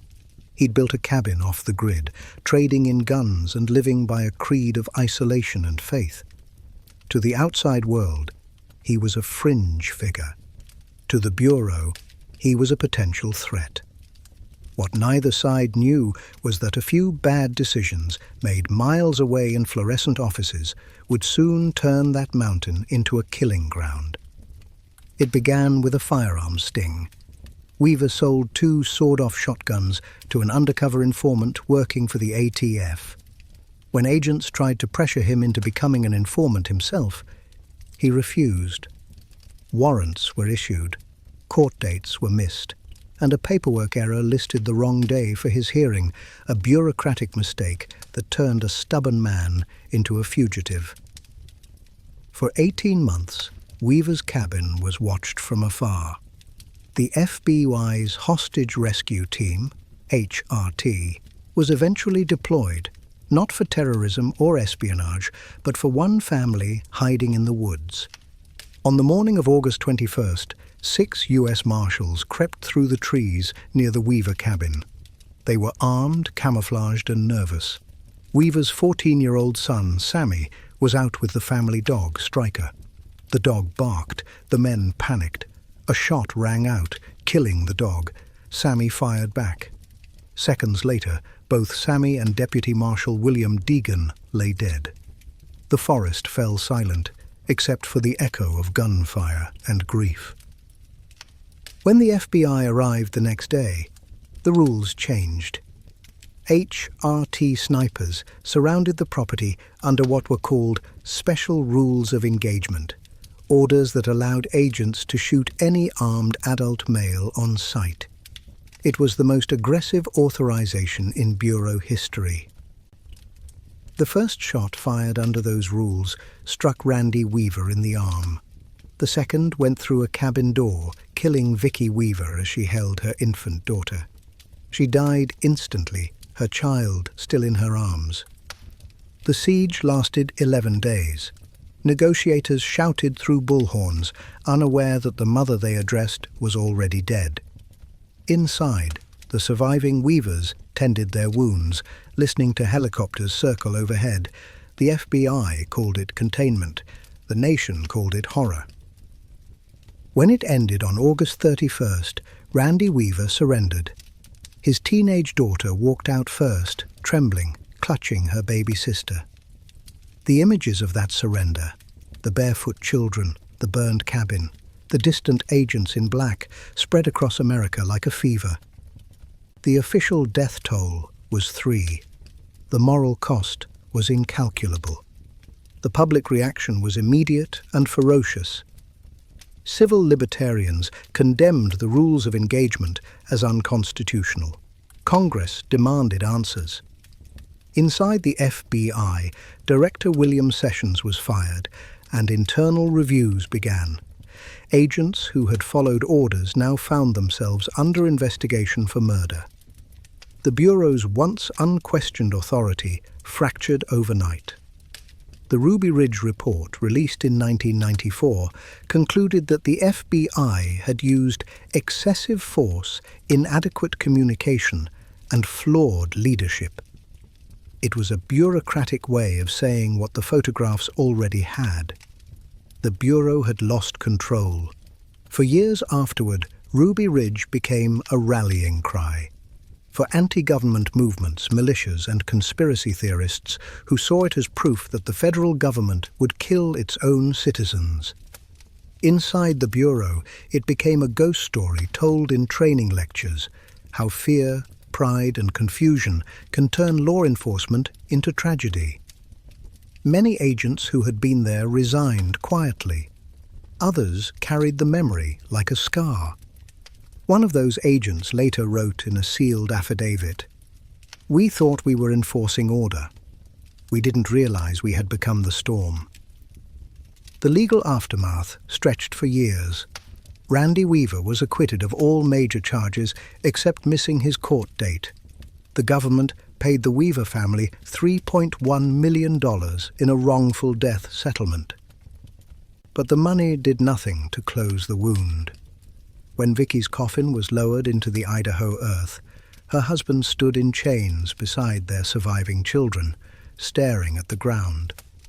The Bureau had won the siege, but lost something far greater. Inside FBI headquarters, Ruby Ridge forced change. The rules of engagement were rewritten. The Critical Incident Response Group was created to prevent future overreach. Training programs began emphasizing negotiation over escalation. And yet, the ghost lingered. 3 years later, at Waco, those lessons would be tested again, and history would repeat itself in fire. In 1995, as the Oklahoma City bombing reduced a federal building to rubble, investigators found references to Ruby Ridge scrawled in the bombers' notes. The Bureau's mistake had inspired vengeance it could never control. What had started as a single gun sale in Idaho now echoed in acts of terrorism across the nation. Ruby Ridge remains one of the darkest pages in FB1 history, not because of conspiracy, but because of certainty. The certainty that force would fix everything. The certainty that authority could not be wrong. And the certainty that when institutions act without listening, tragedy is inevitable. Today, if you stand on that mountain, the forest has grown back. The cabin is gone. Only the wind moves through the trees, carrying the ghosts of that August morning. The Bureau has tried to learn from it, to change, to remember. But memory fades slowly when written in blood. Because Ruby Ridge was never just a siege, it was a mirror. And when the FBI looked into it, it saw itself, armed, afraid, and all too human. February 28, 1993, Waco, Texas. Dawn was still stretching across the prairie when the ATF, armed and anxious, surrounded a sprawling compound known as Mount Carmel. Inside were more than 100 men, women, and children, members of a religious sect called the Branch Davidians, led by a man who called himself David Koresh. To his followers, he was the Lamb of God. To federal authorities, he was a dangerous cult leader, hoarding illegal weapons and preaching apocalypse. The Bureau would call it an operation. History would call it a disaster. The initial raid was supposed to be quick, a warrant, a search, a show of force. But as the ATF agents moved in, someone fired. To this day, no one knows who shot first. What followed was chaos. Gunfire erupted across the fields, windows shattered, smoke filled the morning air. 4 federal agents were killed, 16 wounded. Inside, several Davidians lay dead. The raid collapsed within minutes, and what began as a law enforcement action became a siege. 51 days of fear, fire, and the slow unraveling of reason. When the FBI took control, it inherited a nightmare. The Bureau deployed its elite hostage rescue team, the same unit still reeling from Ruby Ridge, and established a command post outside the compound. Negotiators worked day and night, calling inside, pleading for surrender. At first, Koresh seemed willing. He promised to release his followers after recording a religious message. 17 people walked out in the early days. Then, suddenly, the talks broke down. Koresh claimed God told him to wait. Inside the compound, the mood shifted from fear to faith. The Davidians stockpiled food, fortified walls, and prepared for the end of days. Outside, the FBI rolled in tanks, armored vehicles, and psychological warfare. Loudspeakers blared music, screams, even the sounds of rabbits being slaughtered, tactics meant to break Koresh's resolve. Instead, they hardened it. The Bureau's negotiators begged their superiors to stop. The tactical teams pushed for action. The split within the FBI mirrored the nation itself, those who wanted peace and those who wanted it over. For weeks, television cameras captured the standoff. The American flag flapping beside the Bureau's vehicles, the compound smoldering in the Texas heat. The FBI believed they were saving lives. But each day that passed blurred the line between rescue and siege. Then, on April 19th, the order came down from Washington. Execute the plan. The plan was simple, or so it seemed. The Bureau would inject tear gas into the compound to force the Davidians out. They assured the Attorney General, Janet Reno, that it would be non-lethal, controlled, measured. At dawn, the assault began. Armored vehicles punched holes in the walls, pumping gas inside. Women screamed, children coughed, agents called for surrender. None came. Instead, gunfire burst from within. Then fire. Small at first. a flicker of orange in the distance, then roaring into an inferno that consumed everything. The flames spread with terrifying speed. Inside, trapped between faith and smoke, the Davidians perished. Some tried to escape and were cut down by collapsing beams. Others huddled in the vault, suffocating. In less than an hour, 76 people were dead, including David Koresh, found with a gunshot wound to the head. Whether it was suicide or mercy, no one could say. The images burned themselves into the American psyche. The compound engulfed in flames, the black column of smoke twisting into the sky, the sound of news anchors gasping on live television. To millions watching, it looked like a war zone, a government assault on its own citizens. The FBI insisted the Davidians started the fire. Survivors claimed the tanks had ignited it. The truth vanished in the smoke. In Washington, the fallout was immediate. Congressional hearings began. The Bureau faced searing scrutiny. The FBI's after-action report admitted mistakes in judgment and communication, but defended the operation as necessary. Many within the Bureau quietly disagreed. Some of the negotiators resigned. Others buried themselves in bureaucracy, haunted by the screams they'd heard through the radio static that final morning. For the public, Waco became a symbol of government overreach, of fanaticism, of tragedy born from arrogance. For extremists, it became a rallying cry. 2 years later, when Timothy McVeigh bombed the federal building in Oklahoma City, killing 168 people, he carried photographs of Waco's smoldering ruins. To him, the Bureau's fire had lit his fuse. Inside the FBI, Waco forced reckoning. The Bureau's doctrine of overwhelming force gave way to new training on negotiation, psychology, and crisis management. A new generation of agents studied Waco and Ruby Ridge as cautionary tales. The Bureau's motto, fidelity, bravery, integrity, had never sounded more fragile.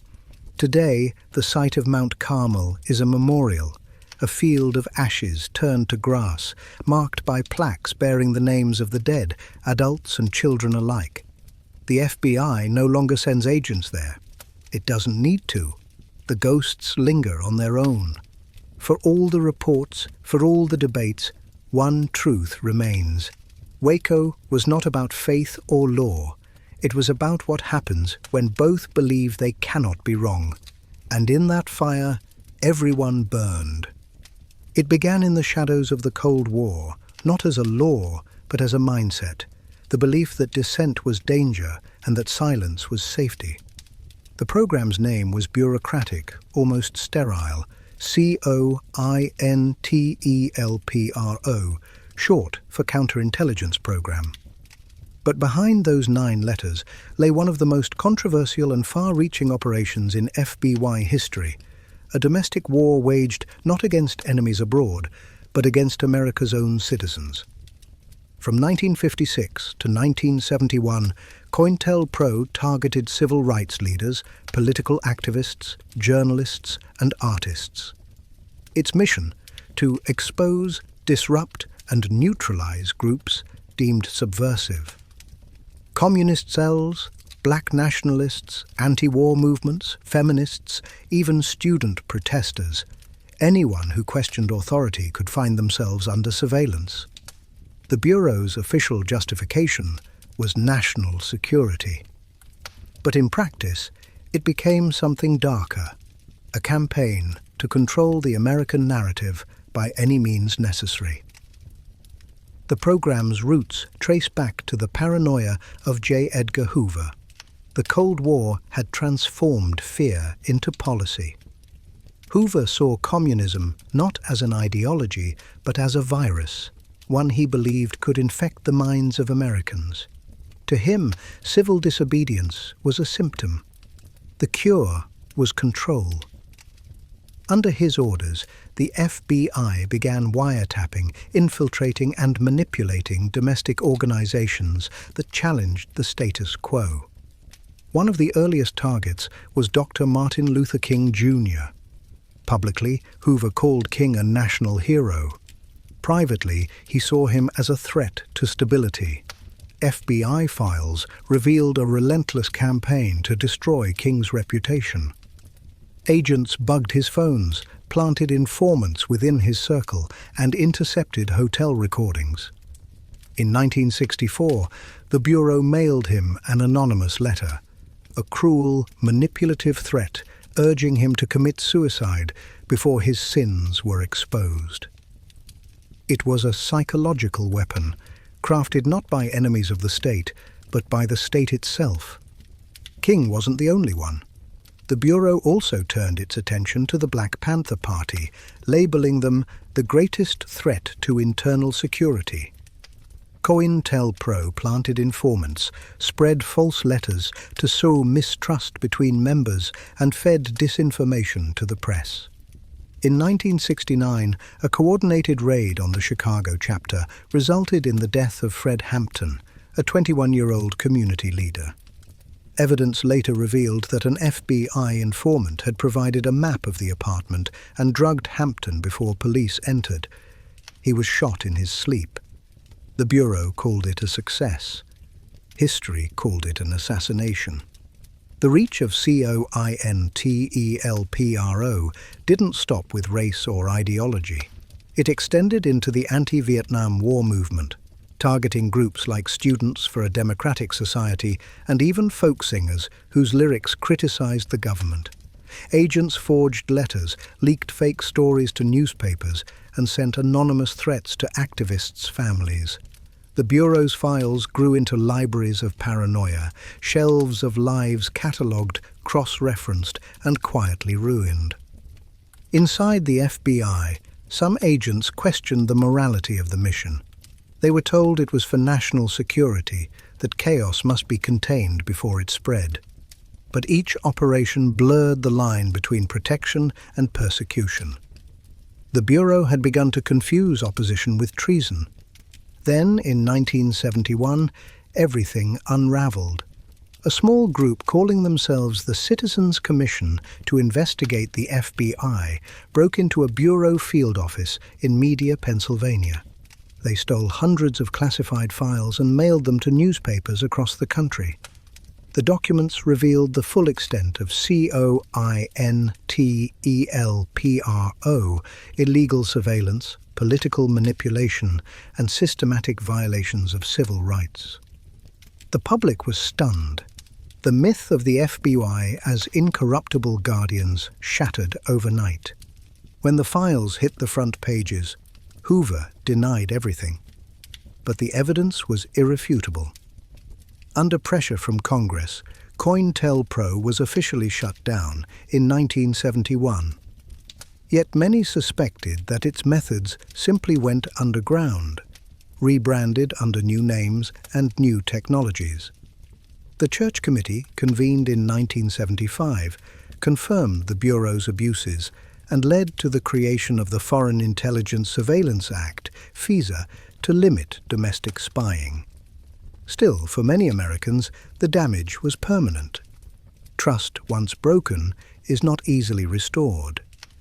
Decades later, when the Bureau released the COINTELPRO files through the Freedom of Information Act, the tone of the reports was chilling in its bureaucracy.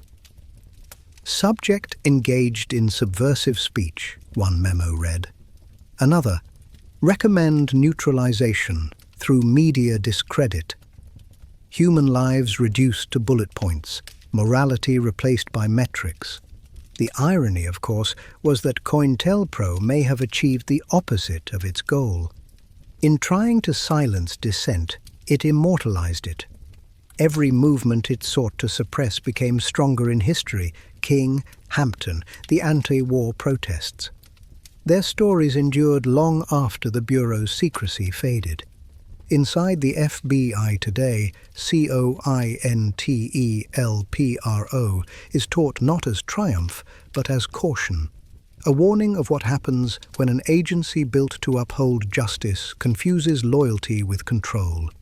It is the ghost that still lingers in every surveillance warrant, every classified operation, every whisper of oversight. In 2019, the Bureau quietly declassified a memorandum summarizing the program's legacy. It ended with a single line: "Mistakes were made in pursuit of national security." Cold words for a history written in fear and betrayal. Standing now in the echo of that era, it's clear COINTELPRO was never just about spying.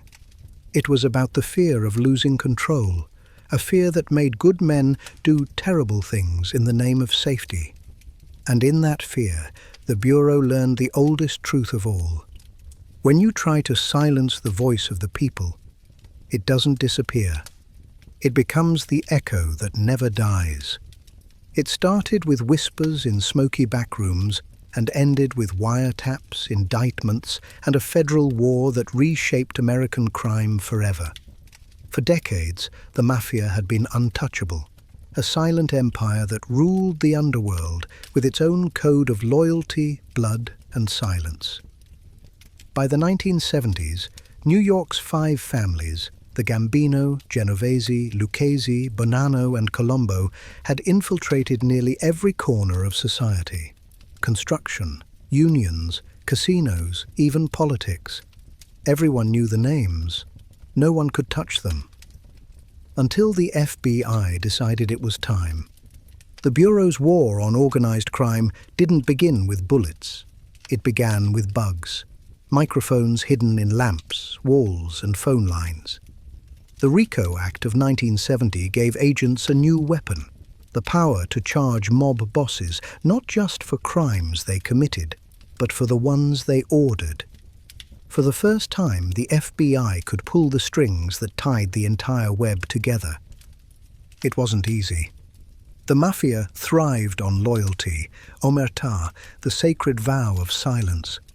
To break that bond, agents needed something stronger than fear. They needed betrayal.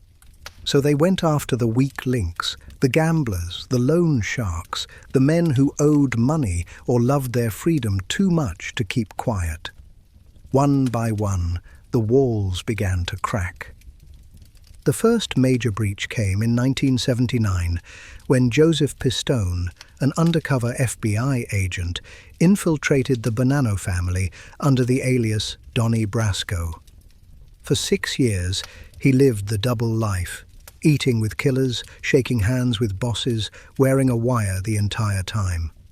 When the Bureau finally pulled him out, his testimony dismantled the Bonanno hierarchy. But it came at a price.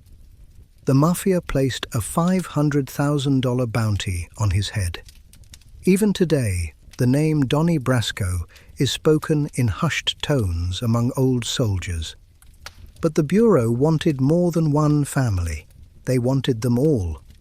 Through the 1980s, agents launched simultaneous operations: Mafia Commission Case, Donnie Brasco, Operation Donnie, Operation Greylord. Wiretaps captured the secret world of the mob for the first time. Conversations about bribes, murders, and betrayals spoken in calm, casual tones. In 1983, one bug planted in a midtown Manhattan restaurant recorded Paul Castellano, boss of the Gambino family, discussing labor racketeering. That single tape became the cornerstone of a federal case. But fate would handle Castellano before the courts could. In December 1985, he was gunned down outside Sparks Steakhouse on the orders of John Gotti, his ambitious underboss. Overnight, Gotti became the Teflon Don, a folk hero in designer suits who smiled for the cameras while juries failed to convict him. For years, the FBI watched helplessly as he outmaneuvered witnesses and bribed jurors. Then came Sammy the Bull Gravano, Gotti's underboss, who turned informant in 1991. His testimony destroyed the myth of the untouchable Don. Gotti was sentenced to life in prison, and the Bureau claimed victory. Behind the glamour and headlines, the mafia's fall was a quiet revolution of technology and patience. the FBI's Organized Crime Division pioneered wire surveillance that reached into social clubs, funeral homes, and even confession booths. Agents learned the rhythms of mob life, who collected envelopes on Mondays, who disappeared on Fridays. They mapped the invisible networks of fear that kept the underworld running. But it wasn't just New York. The Bureau's reach extended to Chicago, Las Vegas, Miami, and Atlantic City. In each city, the mob had adapted, investing in casinos, unions, trucking, and the drug trade. The FBI responded with joint task forces, RICO indictments, and undercover stings. By the early 1990s, more than 300 high-ranking mafia members were behind bars. The once mighty commission, the council that ruled organized crime, was shattered. Yet even in victory, the Bureau understood what it had destroyed. The mafia had been a criminal empire, yes, but it had also been a structure. When that structure collapsed, new predators emerged, cartels, street gangs, and syndicates without rules or codes. The old mafia believed in limits. The new generation did not. Some veteran agents later admitted that in defeating the mob, the Bureau had unleashed something worse: chaos. Inside FBI headquarters, the mafia cases became legend. The photos of captured dons lined the walls: Castellano, Gotti, Luciano, Bonanno, Colombo, the pantheon of crime, brought down by microphones and betrayal. But the agents who lived through it remember the paranoia more than the triumph. They spent years pretending to be someone else, always one mistake away from a bullet. It wasn't just undercover work, one said. It was living a lie for the truth. Today, the mafia still exists, smaller and quieter, the remnants of an empire now reduced to whispers in restaurants and coded phone calls. The FBI still monitors them, still files reports marked LACOSANOSTRA-ACTIVE. But the era of the five families ruling unchecked is gone. Their downfall didn't come from rival gangs or violent coups. It came from patience, tape recorders, and the slow, relentless machinery of federal justice. The Bureau calls it one of its greatest victories. History calls it the end of an age. Because when the FBI brought down the five families, it didn't just end the mafia's reign. It ended the myth of the untouchable criminal and proved that even in a world built on silence, someone is always listening. Boston, 1962. Winter wind howled through the narrow streets, rattling tenement windows and echoing against the brick walls of the old city. At first, the killings seemed like random tragedies, isolated acts of violence in a metropolis already familiar with crime. But patterns have a way of whispering through the noise. By the third victim, the whispers had turned into fear. By the seventh, the city was terrified.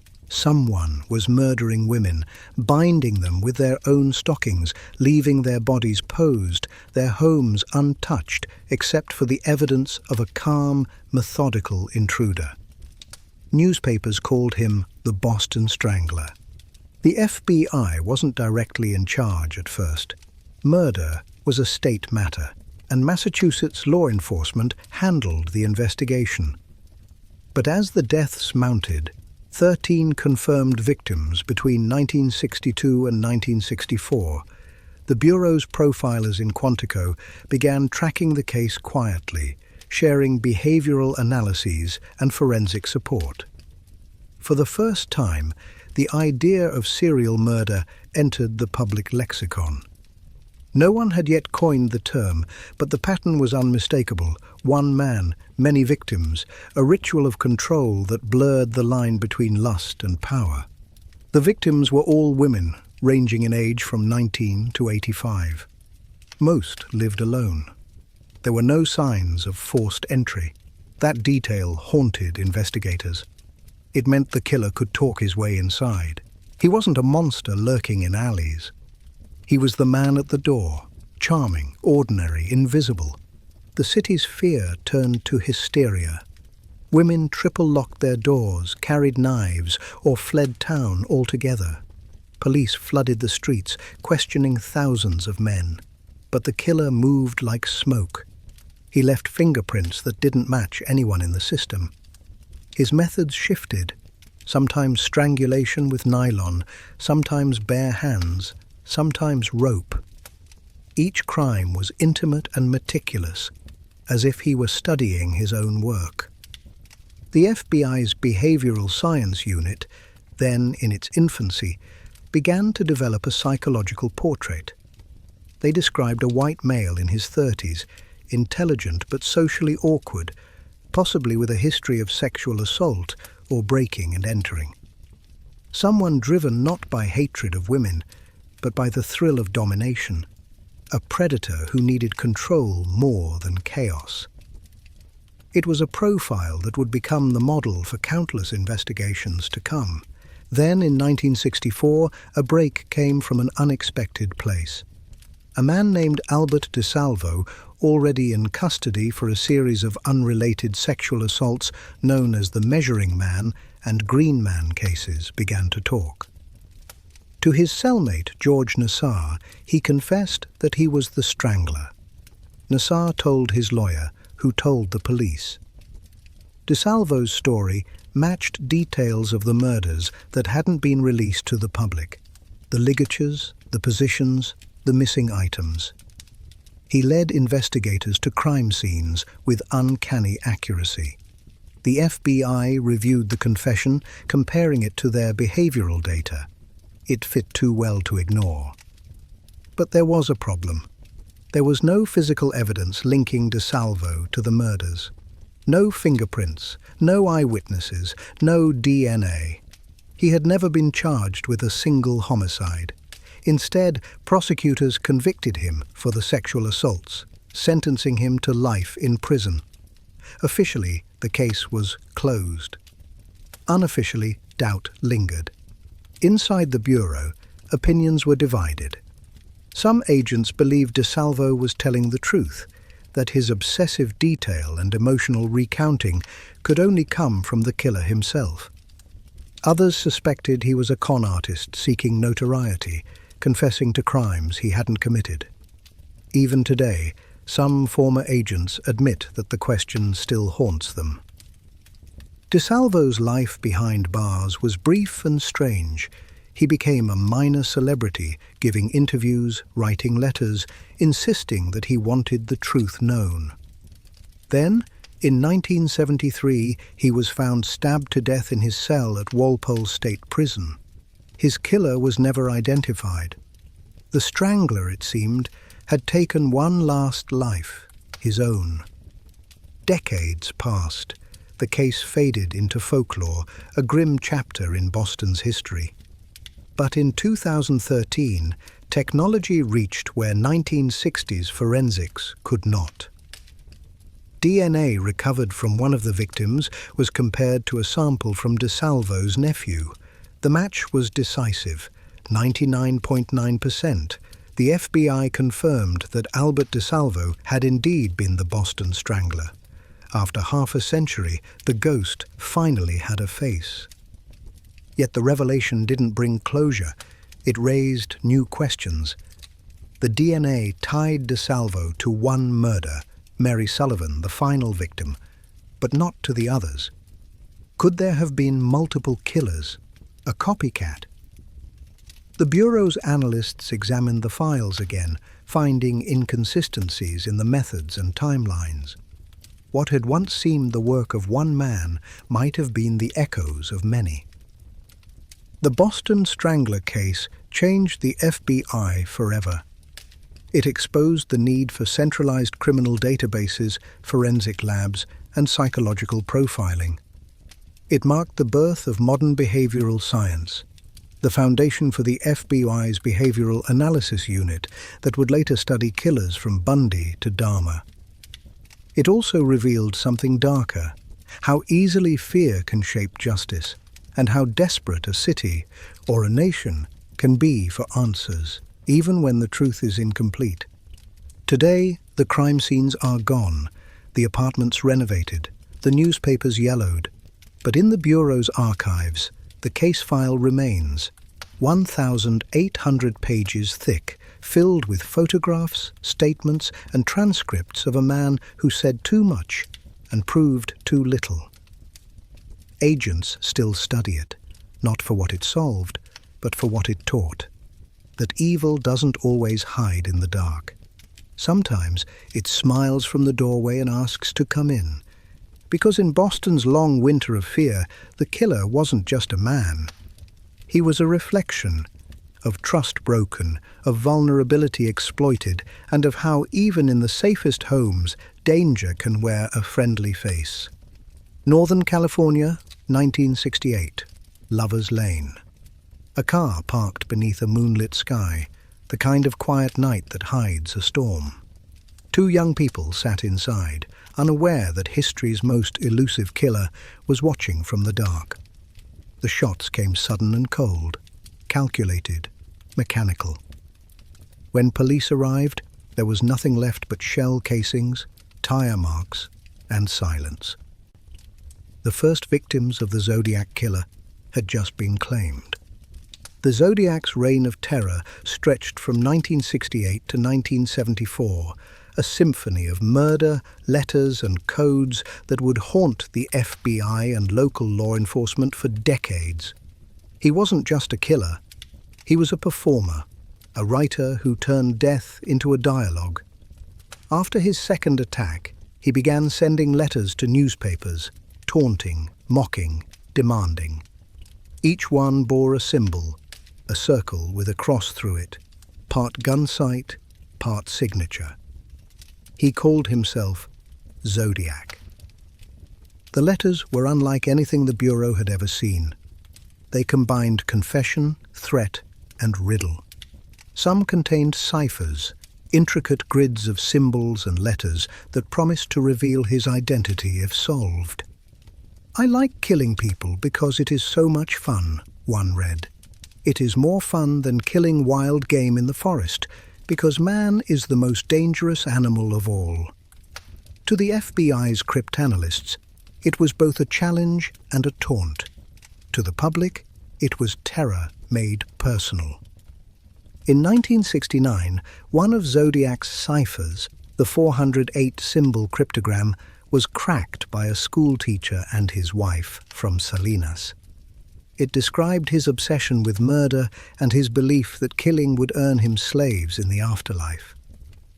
But the most important part, his name, was missing. He had lied. The mystery deepened. The FBI officially joined the hunt in 1970 after Zodiac sent letters to the San Francisco Chronicle, the Examiner, and the Times-Herald, threatening to shoot children on school buses. Panic swept the Bay Area. Parents kept their kids home. Police cars shadowed every yellow bus. The Bureau coordinated communication between local departments, collected handwriting samples, and analyzed hundreds of suspects. Every letter was photographed, every envelope dusted, every word dissected. The killer wrote with intelligence, arrogance, and an uncanny awareness of the media. He controlled the narrative better than anyone hunting him. The killings themselves followed no single pattern. Lovers in cars, a cab driver in San Francisco, a stabbing by a lake in daylight. He changed weapons, styles, even his apparent demeanor. Profilers at Quantico struggled to categorize him. He wasn't driven by lust or revenge. His motive was attention. He wanted to be seen, read, remembered. In that way, the Zodiac was America's first modern serial killer, one who understood the power of mass communication. Suspects emerged and vanished like smoke. The most famous was Arthur Lee Allen, a former schoolteacher and convicted pedophile who matched several descriptions and owned weapons similar to those used in the crimes. The FBI and Vallejo police searched his home twice, finding bomb components, guns, and a typewriter. But handwriting experts ruled out a match. and DNA evidence was inconclusive. Allen died in 1992, never charged. To this day, debate rages over whether he was the Zodiac or merely another name lost to obsession. As the years passed, the Zodiac's letters slowed, then stopped. Some believed he had died or been imprisoned for another crime. Others thought he was still out there, watching the myth he created grow larger than himself. For the FBI, the case became both a frustration and a fascination, the perfect storm of intellect and cruelty. Analysts continued decoding his messages, applying new cryptographic techniques as technology evolved. And then, nearly half a century later, one of the final ciphers, the 340 code sent in 1969, was finally cracked. In December 2020, a team of codebreakers from the US, Belgium, and Australia announced that they had solved it. Using software-assisted decryption, they revealed a chilling message. "I hope you are having lots of fun in trying to catch me. I am not afraid of the gas chamber because it will send me to paradise all the sooner. Because I now have enough slaves to work for me. No name, no clue to his identity, just more taunting from beyond time." Even in silence, the Zodiac had the final word. Inside the FBI's archives, the Zodiac case file remains open. It spans thousands of pages, photographs, reports, witness statements, and envelopes marked with his distinctive crossed circle symbol. Agents still revisit it, sometimes in hope, sometimes in ritual. Every few years, new DNA technology brings fresh testing. Tiny traces of saliva from a stamp or fingerprint residue under an old adhesive might one day end the mystery. But for now, the Zodiac remains a ghost. The Bureau's profilers often use his case as a lesson, that evil doesn't always seek chaos. Sometimes it seeks conversation. The Zodiac didn't just kill, he demanded to be heard. He wrote his own legend in blood and ink, and perhaps that was his ultimate victory, that half a century later, we still say his name. For all its power, the FBI could not silence him, could not solve him, could not define him. The Zodiac existed at the edge of comprehension, a reflection of the fear that even with all our science, all our justice, there are still minds we can't predict and patterns we'll never decode. In the end, his greatest crime may not have been murder. It was immortality. April 19th, 1995, 9:02 a.m., a normal Wednesday morning in the heart of America. In downtown Oklahoma City, parents dropped their children off at daycare. Office workers poured coffee, phones rang, files opened, and the rhythm of daily life hummed inside the Alfred P. Murrah Federal Building. Then, the world tore open. A thunderous explosion ripped through the 9-story structure, shattering glass for blocks, pulverizing concrete, and sending a shockwave that rolled across the plains. Within seconds, 1/3 of the building was gone. The blast killed 168 people, including 19 children, and injured more than 600. It was the deadliest act of domestic terrorism in U.S. history. A crime so calculated and cruel that even the FBI's veterans stood in stunned silence before the ruins. The Bureau's evidence response teams arrived within hours. They waded through rubble, smoke, and silence broken only by sirens and cries for help. What they saw was war on home soil, twisted steel, shattered toys, burned files. The parking area where the bomb had detonated held the clue. A crater 30 feet wide, pieces of yellow truck embedded in asphalt. Agents began picking through the wreckage like archaeologists of horror. Among the debris, they found a fragment of an axle stamped with a serial number. It led them to a rental agency in Junction City, Kansas. The man who'd rented the Ryder truck used the name Robert Kling. Witnesses remembered his calm demeanor, short hair, and military posture. Within 48 hours, the FBI had a match. Timothy McVeigh, a 27-year-old Gulf War veteran and drifter with ties to anti-government militias. When agents tracked him down, the twist was surreal. He was already in custody, arrested that same morning by a state trooper for driving without a license plate. In the trunk of his car lay the blueprint of his anger: ammonium nitrate residue, maps, anti-government literature, and a .45 caliber pistol. McVeigh's motive was born from rage and ideology. He saw the federal government as a tyrant, a machine that had betrayed its people. The sieges at Ruby Ridge and Waco had radicalized him.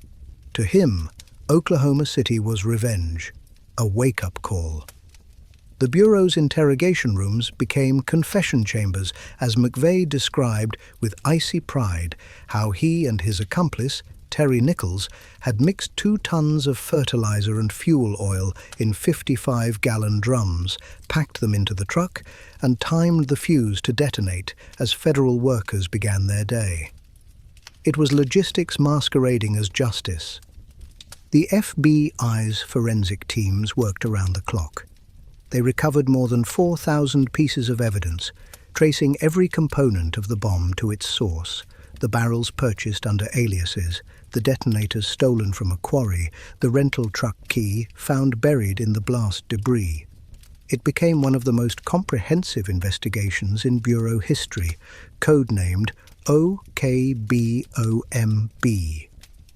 Thousands of agents, analysts, and scientists worked the case, piecing together a timeline that led from the ashes of the Murrah building to a farmhouse in Kansas and a storage locker filled with bomb-making supplies.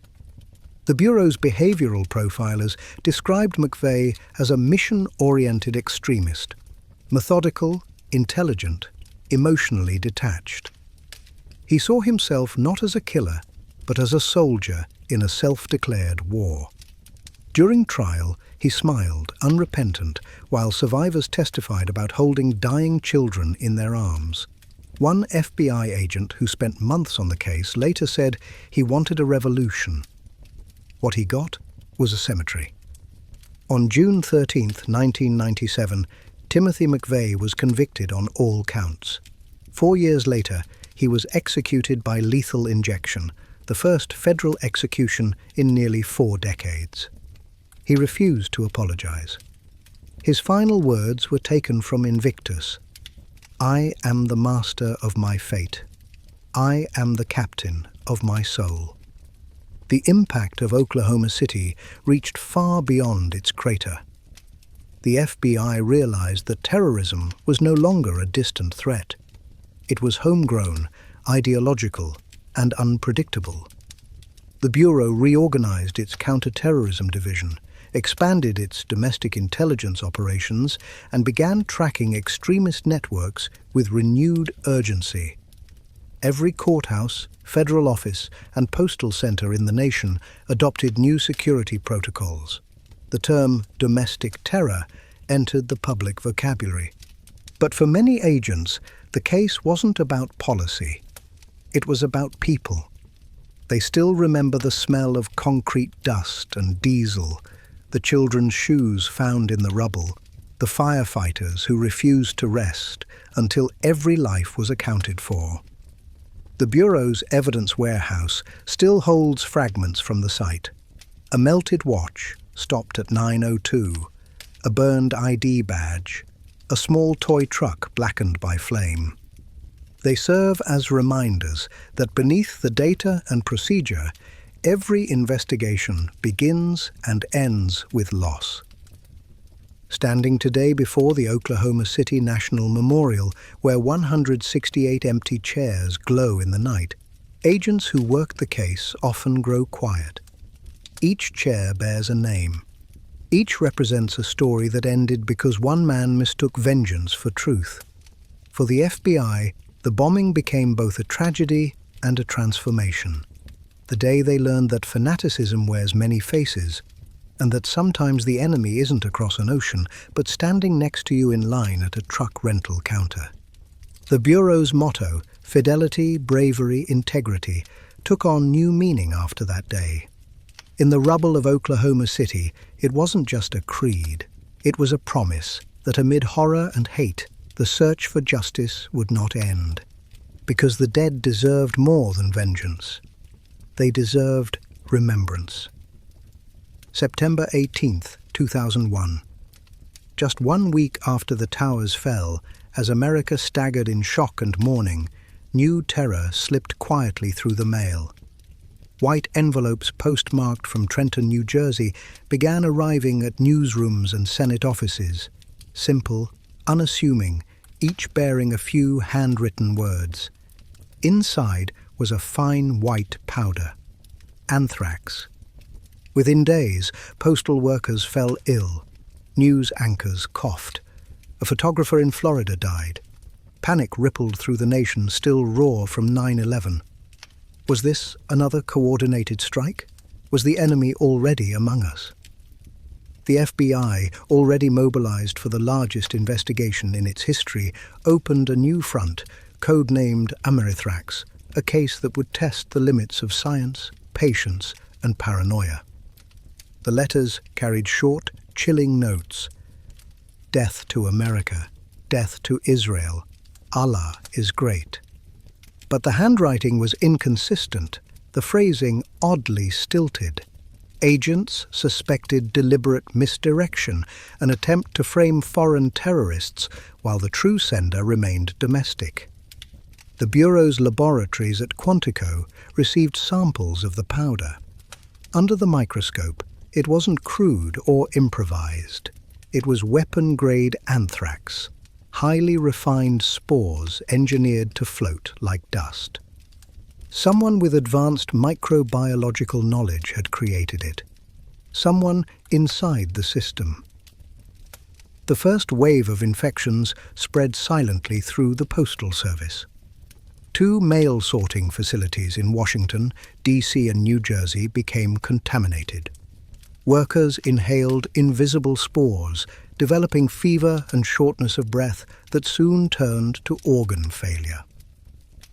The FBI's Hazardous Materials Response Unit sealed off entire buildings. Forensic teams in moon-white suits combed sorting machines and conveyor belts for traces of contamination. Each spore was treated as a clue. In Washington, fear metastasized. Senators Tom Daschle and Patrick Leahy, both key voices in post-9/11 security legislation, received letters laced with anthrax dust. Congressional offices shut down. The Capitol was evacuated. For the first time in modern history, America's government was quite literally poisoned. The Bureau's early suspects included everyone from extremist groups to disgruntled scientists. Hundreds of agents followed leads across laboratories, universities, and military research facilities. The investigation merged criminal science with microbial genetics, a field still in its infancy. Traditional detective work met molecular biology. Every batch of anthrax spores was unique, like a fingerprint, shaped by the nutrients and containers in which it grew. Using new techniques, the FBI's scientists identified the strain. Ames, originally developed at the U.S. Army's Bioweapons Lab in Fort Detrick, Maryland. That revelation narrowed the search. The killer had access to America's own biological defenses. For years, the investigation wound through dead ends and missteps. The first major suspect, Dr. Stephen Hatfill, a government microbiologist, was publicly named by the press before any formal charges.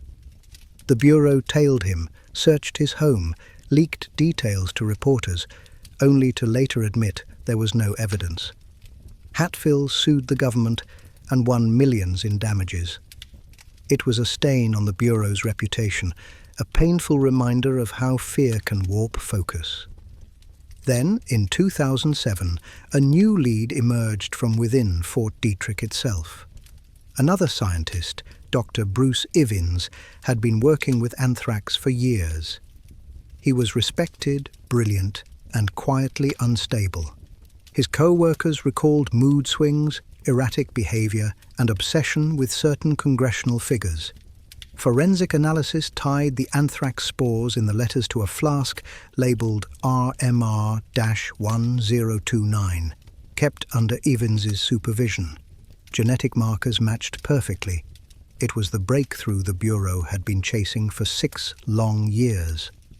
As agents closed in, Ivan's mental state deteriorated. He began sending emails filled with paranoia and guilt, convinced he was being watched, which, in truth, he was. On July 27, 2008, before charges could be filed, Bruce Ivins took his own life by ingesting a fatal dose of Tylenol mixed with codeine. The case never went to trial. The evidence never faced cross-examination. But to the FBI, the science was definitive. Ivins was named the sole perpetrator of the anthrax attacks. Still, not everyone agreed. Some scientists questioned the conclusiveness of the genetic match, arguing that other researchers had access to similar samples. A few within Congress suspected that the Bureau, under immense pressure to close the case, had settled too quickly. The debate continues even now. Part science, part skepticism, all shadow. What's undisputed is the aftermath. The anthrax letters killed 5 people and infected 17 more, but they changed the country far beyond those numbers. They accelerated the creation of the Department of Homeland Security, expanded the FBI's bioforensics capabilities, and pushed the line between health research and national defense. Every piece of mail in federal offices began to be irradiated. Postal workers received training in chemical detection. Fear had found a new delivery system. Inside the Bureau, the Amerithrax investigation stands as one of the most complex in its history, not because of its scale, but because of its invisibility. There were no witnesses, no cameras, no getaway cars, only envelopes, stamps, and spores smaller than dust. The case blurred the border between crime and science, proving that terror doesn't always roar through explosions. Sometimes it whispers from the corners of an office letter.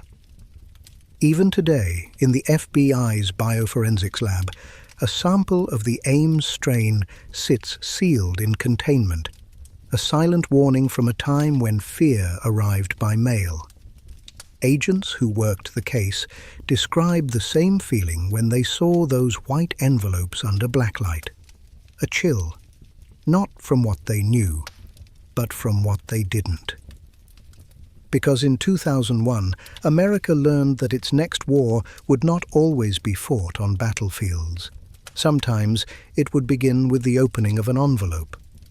Waco, Texas, February 28, 1993. Dawn broke over the quiet plains, painting the horizon in the color of dust and silence. Down a rural road outside town stood a compound known as Mount Carmel, home to a religious sect called the Branch Davidians, a group led by a charismatic, apocalyptic preacher named David Koresh. He claimed to be the final prophet of God, the Lamb of the 7 seals, destined to unlock divine revelation. His followers, more than 100 men, women, and children, believed every word. For years, Koresh's teachings drew the attention of local law enforcement, but in early 1993, the concern turned federal. Reports surfaced of illegal weapons stockpiles, automatic rifles, and grenade parts. The Bureau of Alcohol, Tobacco and Firearms, ATF, secured a search warrant. Their goal was simple: serve the warrant, confiscate the weapons, arrest Koresh. But what was supposed to be a brief operation would soon spiral into one of the most catastrophic federal standoffs in U.S. history, one that would scar the FBI's legacy for decades. That morning, more than 70 ATF agents advanced on Mount Carmel in cattle trailers disguised as farm vehicles. Inside the compound, Koresh had already been tipped off. His followers armed themselves, loading rifles and barricading windows. At 9:45 a.m., the first shot rang out. No one could agree later who fired it, agents or Davidians. But within seconds, the quiet Texas morning erupted into chaos. Gunfire ripped through walls, bullets screamed across the fields, and 4 ATF agents lay dead. 6 Davidians were also killed. The siege had begun. The FBI took command the next day, launching Operation Showtime. At its head stood negotiator Gary Nosner and tactical commander Richard Rogers, representing 2 philosophies that would soon clash, one believing in patience and dialogue, the other in force and intimidation. The standoff lasted 51 days, broadcast live to the world. Helicopters hovered overhead, tanks surrounded the compound, floodlights lit the night.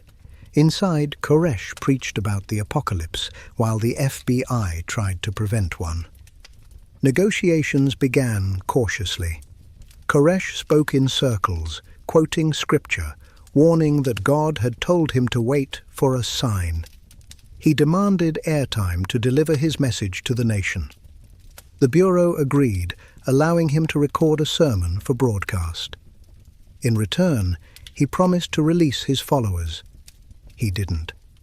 Agents grew frustrated as talks dragged on, each promise melting into more prophecy. Inside Quantico, the behavioral science unit profiled Koresh as a narcissistic, messianic personality, manipulative but intelligent. The Bureau's negotiators argued that patience was key, that breaking his sense of control would risk mass suicide. But others inside the command center pushed for action. Tanks began rolling closer, spotlights and loudspeakers blasted hymns, screams, even rabbit cries meant to break the Davidians' resolve. Each escalation deepened the paranoia inside. Koresh preached that Babylon, the outside world, was attacking God's chosen. To his followers, the FBI's pressure confirmed the prophecy. They believed the end had come. By April, the situation had reached breaking point. Attorney General Janet Reno, newly appointed, approved a final plan. Use tear gas to force the Davidians out. The operation began at dawn on April 19, 1993, the same date, eerily, that Timothy McVeigh would later choose for Oklahoma City. Armored vehicles punctured the compound's walls, pumping in CS gas. Negotiators pleaded over loudspeakers, "This is not an assault. We do not intend to harm you." But inside, chaos erupted. Gunfire flashed from the windows, fires broke out, consuming dry wood and fuel. Within minutes, Mount Carmel became an inferno. Flames roared skyward as walls collapsed. Agents watched helplessly through binoculars as the building burned. 76 people died inside, men, women, and children, including David Koresh. The images, black smoke over Texas plains, tanks before a burning church, seared themselves into history. In the aftermath, the FBI faced the worst public backlash in its history. Conspiracy theories spread that agents had fired incendiary rounds, that they'd caused the fire intentionally. The Bureau insisted the Davidians started it themselves, citing forensic evidence and survivor testimony. Congressional hearings followed, tearing into the Bureau's tactics, the decision-making, the psychological missteps. For many Americans, Waco became a symbol of government overreach, of power unchecked by empathy. Inside the FBI, the lessons were bitter. Negotiators like Nosner later admitted that the Bureau's divided command structure, its failure to unify patience and force, doomed the operation. The psychological warfare intended to wear Koresh down only proved his apocalyptic vision right in the eyes of his followers. In trying to control the chaos, the Bureau had become part of it. Waco changed everything. The FBI revamped its crisis negotiation unit, emphasizing communication and behavioral science over intimidation. Rules of engagement were rewritten, but the scars lingered. Extremist groups like McVeigh's militia cited Waco as proof of tyranny, using its flames as fuel for vengeance. 3 years later, McVeigh parked his bomb truck in Oklahoma City on April 19th, the anniversary of Waco's fire. In that connection lay the haunting truth. One tragedy had birthed another. Today, the site of Mount Carmel remains quiet, rebuilt by surviving Branch Davidians who still call Koresh the Lamb. The FBI's archives hold hours of negotiation tapes, radio logs, and video footage of the siege, preserved not as justification, but as warning. Agents who stood there that day still remember the sound, the fire crackling, the silence after the roof fell, and the realization that even with all the Bureau's might, they could not save the innocent from belief-turned weapon. Because Waco wasn't just a siege, it was a mirror, reflecting the danger of faith without reason and power without understanding. Northern Idaho, August 1992. The mountains around Naples were still and quiet, heavy with pine and isolation. Up on a ridge sat a small cabin, rough-hewn logs, no electricity, no phone line, just the sound of wind through the trees. This was Ruby Ridge, home to Randy Weaver, his wife Vicky, and their children. They'd come here to live apart from what they saw as a corrupted world, off the grid, off the map, and far from the reach of government. But in the end, the government came to them. It began years earlier, in the haze of fear and anti-government fervor that swept parts of rural America in the late 1980s. Weaver, a former Green Beret, believed the apocalypse was coming. He attended meetings of the Aryan nations and spoke openly about distrust of federal authority. The ATF had been watching. In 1989, an informant persuaded Weaver to sell him 2 shotguns, guns he sawed off below the legal barrel length. It was a trap, the kind that turns suspicion into evidence. When agents demanded he become an informant himself, Weaver refused. He failed to appear in court on the resulting weapons charge. A warrant went out. What should have been a simple arrest became a siege. By 1992, the FBI, U.S. Marshals Service, and ATF had converged around Ruby Ridge. They set up surveillance in the woods, recording the family's every move. The Weavers were aware. They armed themselves, sleeping in shifts. Tension thickened until August 21st, when 6 U.S. Marshals approached the cabin to scout routes for a possible arrest. One marshal threw a rock to test if the family's dogs would bark. They did. In the confusion that followed, gunfire erupted. Deputy U.S. Marshal William Deegan was killed. So was Sammy Weaver, Randy's 14-year-old son, shot in the back as he fled toward the cabin. The killing of a child changed everything. The next day, the FBI's hostage rescue team took command, arriving in armored vehicles. The Bureau adopted new rules of engagement. Any armed male seen outside could be shot on sight.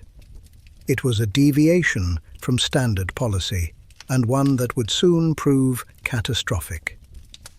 As agents surrounded the cabin, FBI sniper Lon Horiuchi spotted Weaver stepping outside to look at his son's body.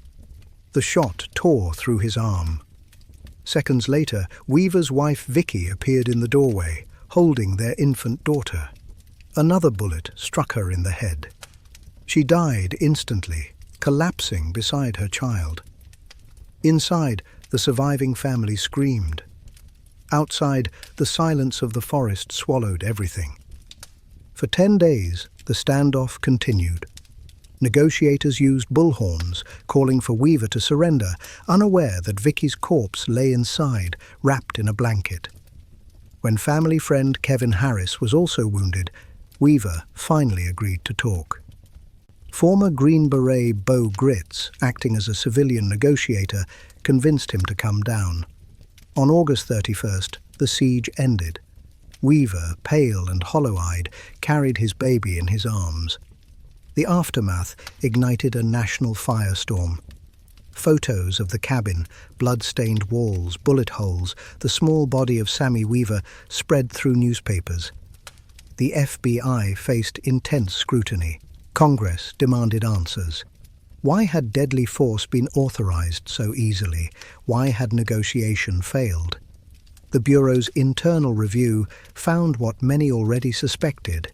Fear and mistrust had turned a law enforcement mission into a war zone. Randy Weaver was later acquitted of all major charges, convicted only of missing his original court date. The government paid his family a $3.1 million settlement. But the damage was deeper than money. For many Americans, Ruby Ridge became the symbol of federal aggression, the moment when ordinary citizens could imagine themselves the next target. Militias grew, fueled by anger. One of them was Timothy McVeigh's. Inside the FBI, the lesson of Ruby Ridge was written in grief and reform. The Bureau re-examined its rules of engagement, establishing the Critical Incident Response Group to ensure negotiation and tactical units operated as one. The phrase, "shoot on sight," was removed forever from FBI vocabulary. The agents who'd fired the fatal shots were tried. One case was dismissed, another acquitted, but the moral verdict lingered. Years later, when interviewed, one negotiator said quietly, "At Ruby Ridge, everyone was afraid. The agents, the Weavers, all of us. Fear made us forget that the goal isn't control, it's resolution." Ruby Ridge was a tragedy of isolation, a family that withdrew from the world until the world surrounded them. It was also the first spark of a storm. Waco would follow, then Oklahoma City, a chain of events, each feeding the next, each lesson learned in fire. Today the cabin is gone, the land reclaimed by forest, but the story remains a ghost in the Bureau's history, a reminder that law and humanity are not the same, and that even justice must know when to lower its weapon. Because sometimes the line between safety and tragedy is drawn not by policy, but by fear. Montana, 1996. A tiny cabin stood hidden deep within the forest near Lincoln. 12 feet wide, 10 feet long, no electricity, no running water. Inside lay a bed, a typewriter, and a lifetime of anger. For nearly 2 decades, the man who lived here had waged a one-man war on modern civilization. To the FBI, he was UNABOM, short for University and Airline Bomber. To the world, he would become Ted Kaczynski, the Unabomber. It began in 1978 with a small package left in a parking lot at Northwestern University. When a security guard picked it up, it exploded, injuring his hands. A year later, another device detonated aboard an American Airlines flight, forcing an emergency landing. There were no fatalities, not yet, but the message was clear. Someone was building bombs with skill, precision, and purpose. The FBI launched an investigation that would become the longest manhunt in its history. Kaczynski's pattern was maddening. He struck unpredictably, sometimes years apart, mailing or placing homemade bombs at universities, computer stores, airlines, and corporate offices. Each device was handcrafted from wood and scrap metal, sealed with meticulous care and laced with hidden traps for investigators. Between 1978 and 1995, he killed 3 people and injured 23 others. He left no fingerprints, no witnesses, no trace except the fragments of his ideology. The Bureau's Unabomb Task Force was born in the early 1980s, a joint effort between the FBI, ATF, and Postal Inspection Service. They built profiles, mapped explosions, and studied each bomb as if it were a signature. Analysts noticed patterns in the construction, the use of wooden end caps, handmade switches, nails as shrapnel, and a distinctive brand of battery. The killer seemed educated in both engineering and chemistry. Someone intelligent, patient, and completely alone. Behavioral profilers described him as a white male in his 30s or 40s, possibly living in the western US, likely a recluse. But intelligence without motive is a maze. What did he want? Why the universities and airlines? For years, the FBI could only guess. The case became a symbol of frustration, a ghost hunt that devoured careers. Then, in 1995, everything changed. Major newspapers across the country received a 35,000-word manifesto titled Industrial Society and Its Future. The author demanded it be published in full, promising to stop the bombings if his message was heard. Its tone was cold, articulate, and frighteningly rational. It condemned modern technology, the dehumanization of progress, and the tyranny of machines. The Industrial Revolution, it read, has been a disaster for the human race. The FBI debated whether to publish it. Some saw it as giving a terrorist a platform, others as the only way to draw him out. In the end, under the advice of behavioral analysts, the Washington Post and the New York Times printed it. It was a gamble, and it worked. Far away in Montana, a woman named Linda Patrick read the essay and felt a chill. The language, the cadence, the obsession, it reminded her of her brother-in-law, Ted Kaczynski, a former mathematics prodigy turned hermit. She and her husband, David, contacted a lawyer who quietly reached out to the FBI. The Bureau compared Ted's old writings to the manifesto. The match was undeniable. Phrasing, syntax, even punctuation patterns were identical. On April 3, 1996, armed agents moved on Kaczynski's cabin. Inside, they found a fully operational workshop of terror, bomb components, chemical supplies, and detailed journals describing every attack. One entry, written in precise script, read simply, "Experiment successful." The evidence was overwhelming. The manhunt was over. Ted Kaczynski, Harvard graduate, former UC Berkeley professor, had retreated from society in 1971, convinced that modern life was eroding human freedom. He lived off the land, hunting rabbits, growing vegetables, and writing screeds against technology. But isolation twisted his philosophy into obsession. Each bomb became a statement, each life taken an exclamation point in his war against progress. The FBI's behavioral analysts later described Kaczynski as the most intelligent serial bomber in history. Not a madman, but a mind consumed by purpose. He viewed his victims not as individuals, but as symbols of the system he despised. His writings showed no remorse, only logic. When interrogated, he was calm, articulate, eerily detached. He refused to plead insanity, declaring that his acts were deliberate political resistance. At trial, faced with overwhelming evidence, Kaczynski accepted a plea deal to avoid the death penalty. He was sentenced to life in prison without parole, confined to a solitary cell in Colorado's ADX Florence Supermax, the same facility that would later house the country's most dangerous terrorists. For the FBI, the Unabomber case reshaped investigative science. It was the birth of forensic linguistics, the study of language as evidence. Every comma, every word choice became a fingerprint of thought. The success of identifying Kaczynski through his writing changed how the Bureau analyzed threats, manifestos, and online communications in the years to follow. Yet behind the victory lay unease. Agents who read his manifesto admitted that parts of it rang true: the critique of technology, the erosion of human privacy. His reasoning was not insanity, but intellect turned toxic. That was what made him so dangerous. He believed every word.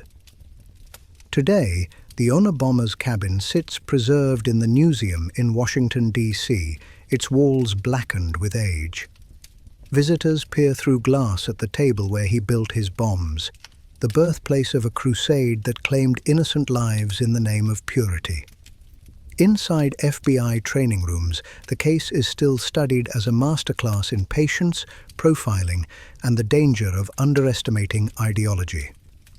Ted Kaczynski died by suicide in prison in 2023. His journals were sealed, his manifesto archived.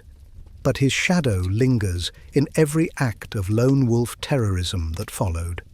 He showed the world that destruction could be argued as philosophy, and that intelligence without empathy is its own form of madness.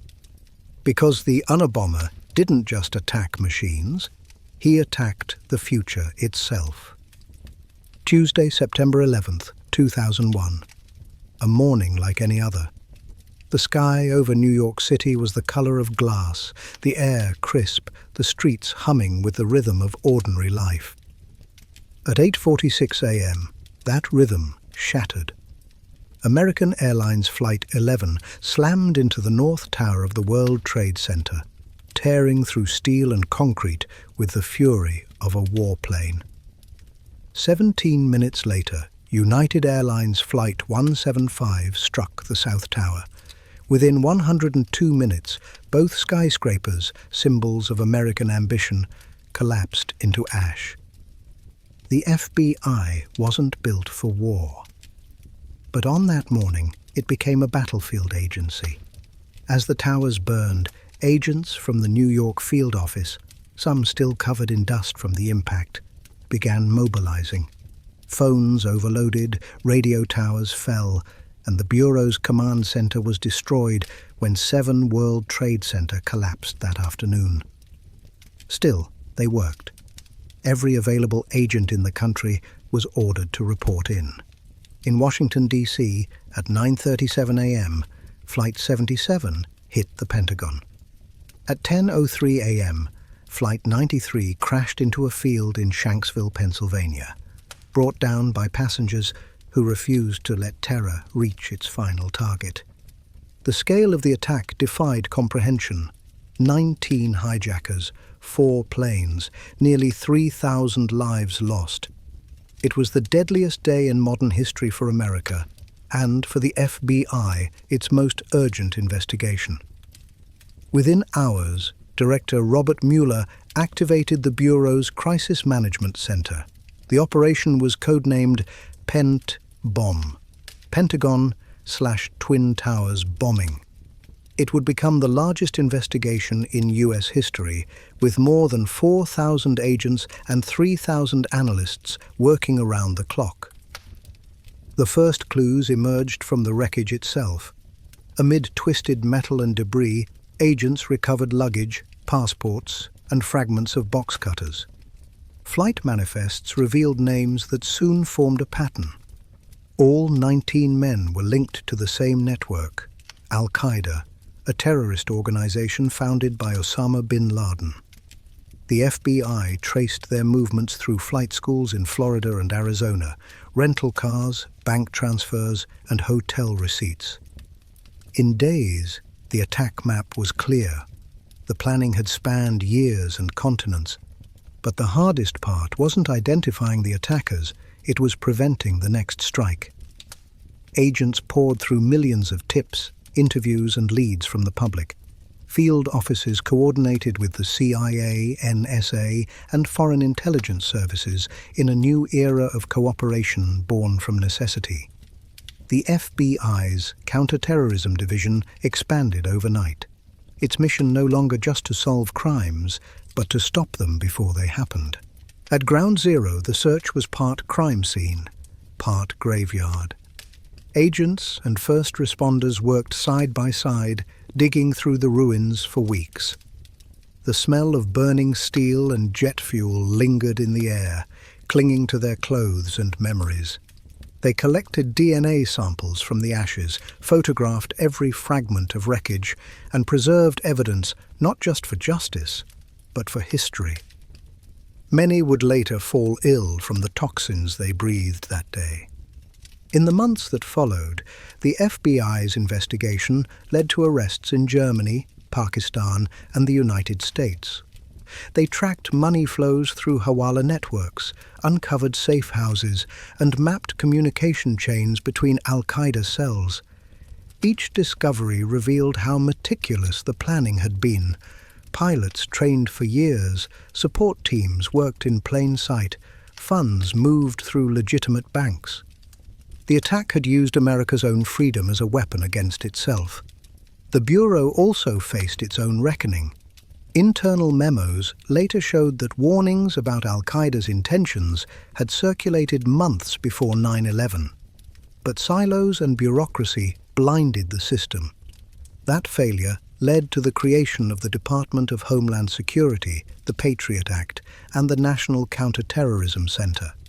The FBI underwent a total transformation, from a law enforcement agency to an intelligence-driven organization focused on prevention. For agents who lived through it, the memories never fade.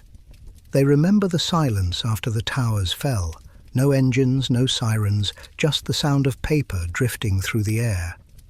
They remember recovering the black boxes, the photos of missing faces taped to walls, the families who waited for news that never came. Many would say later that 9/11 wasn't a case they solved, it was a burden they carried. 2 decades later, the FBI's New York office still keeps pieces of twisted steel from the towers, silent reminders of the day the world stopped turning. When agents walk past them, they don't see evidence, they see a promise to never let it happen again. The Bureau's motto, fidelity, bravery, integrity, was forged anew in those fires. The ashes of September 11th became its defining test. Because justice isn't always about revenge.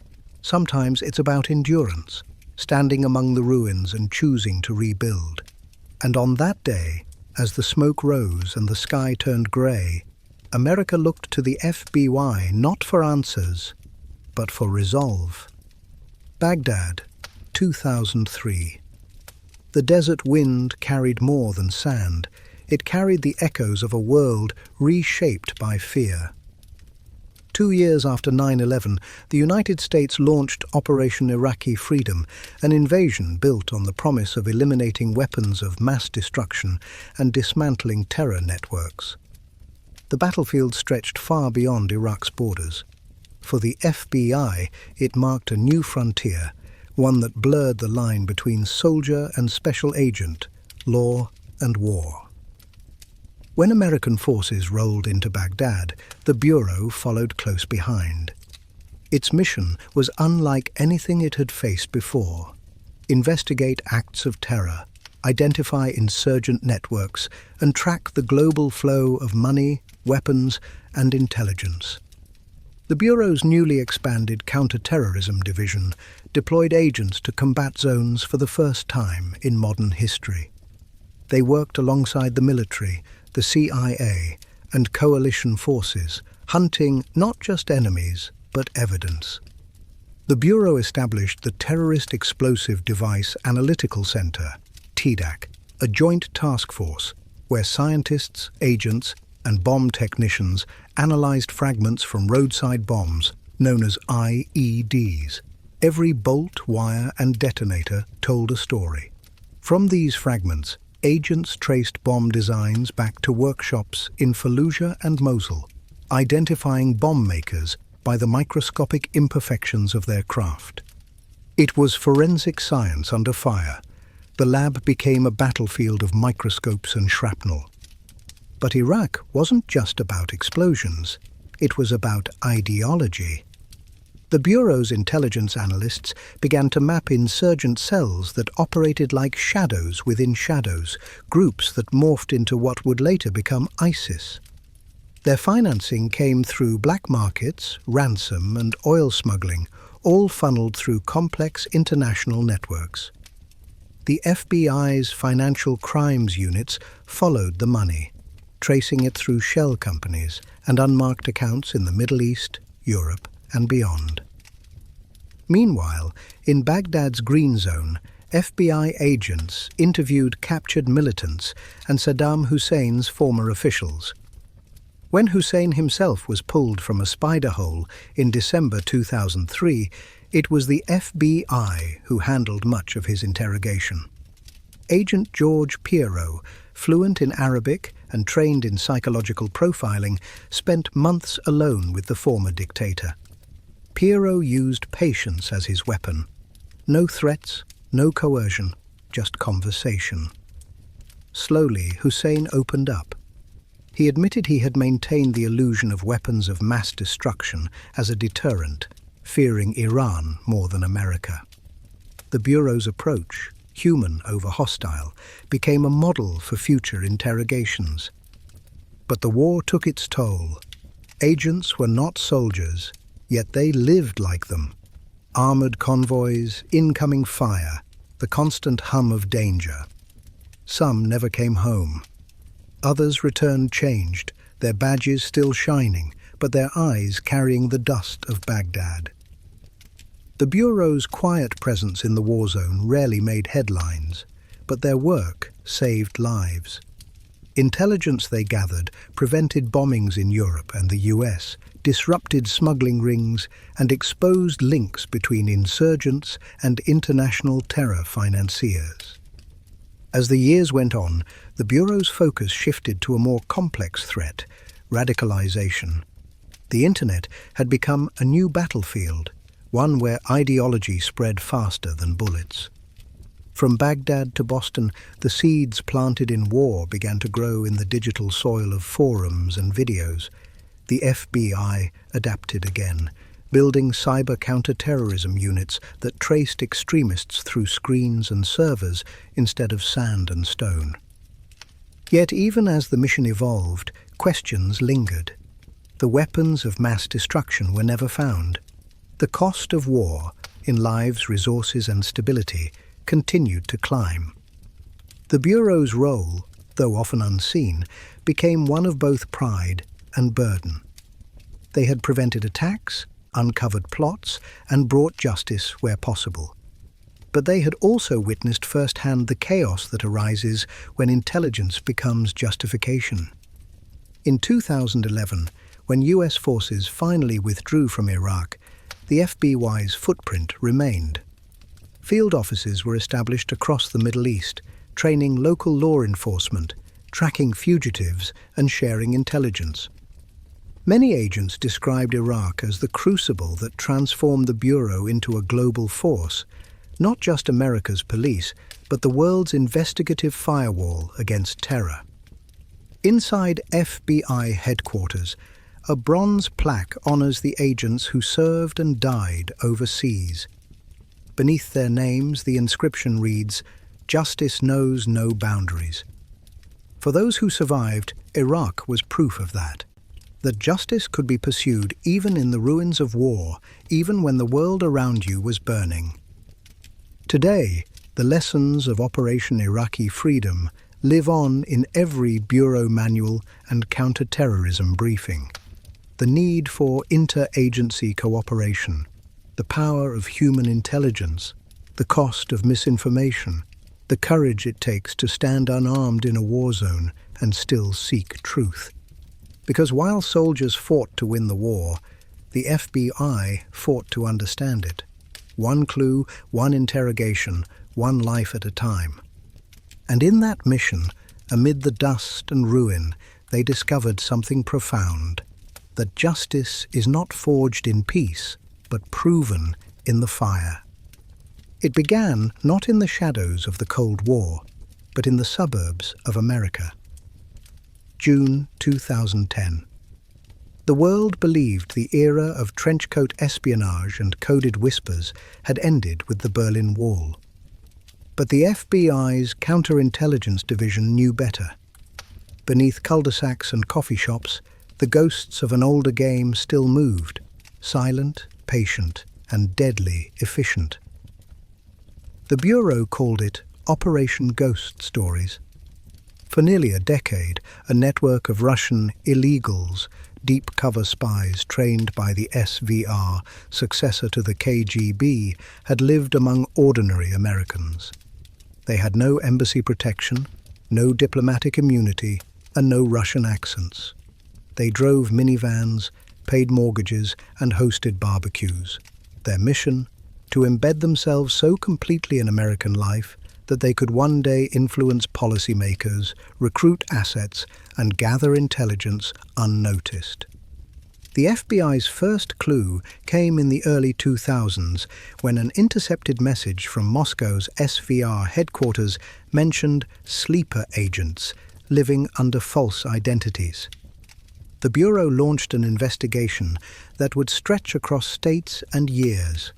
They followed fragments, coded radio transmissions, encrypted data bursts sent from laptops in coffee shops, and bank accounts with patterns too clean to be real. Every movement was logged, every alias mapped. Patience became a weapon.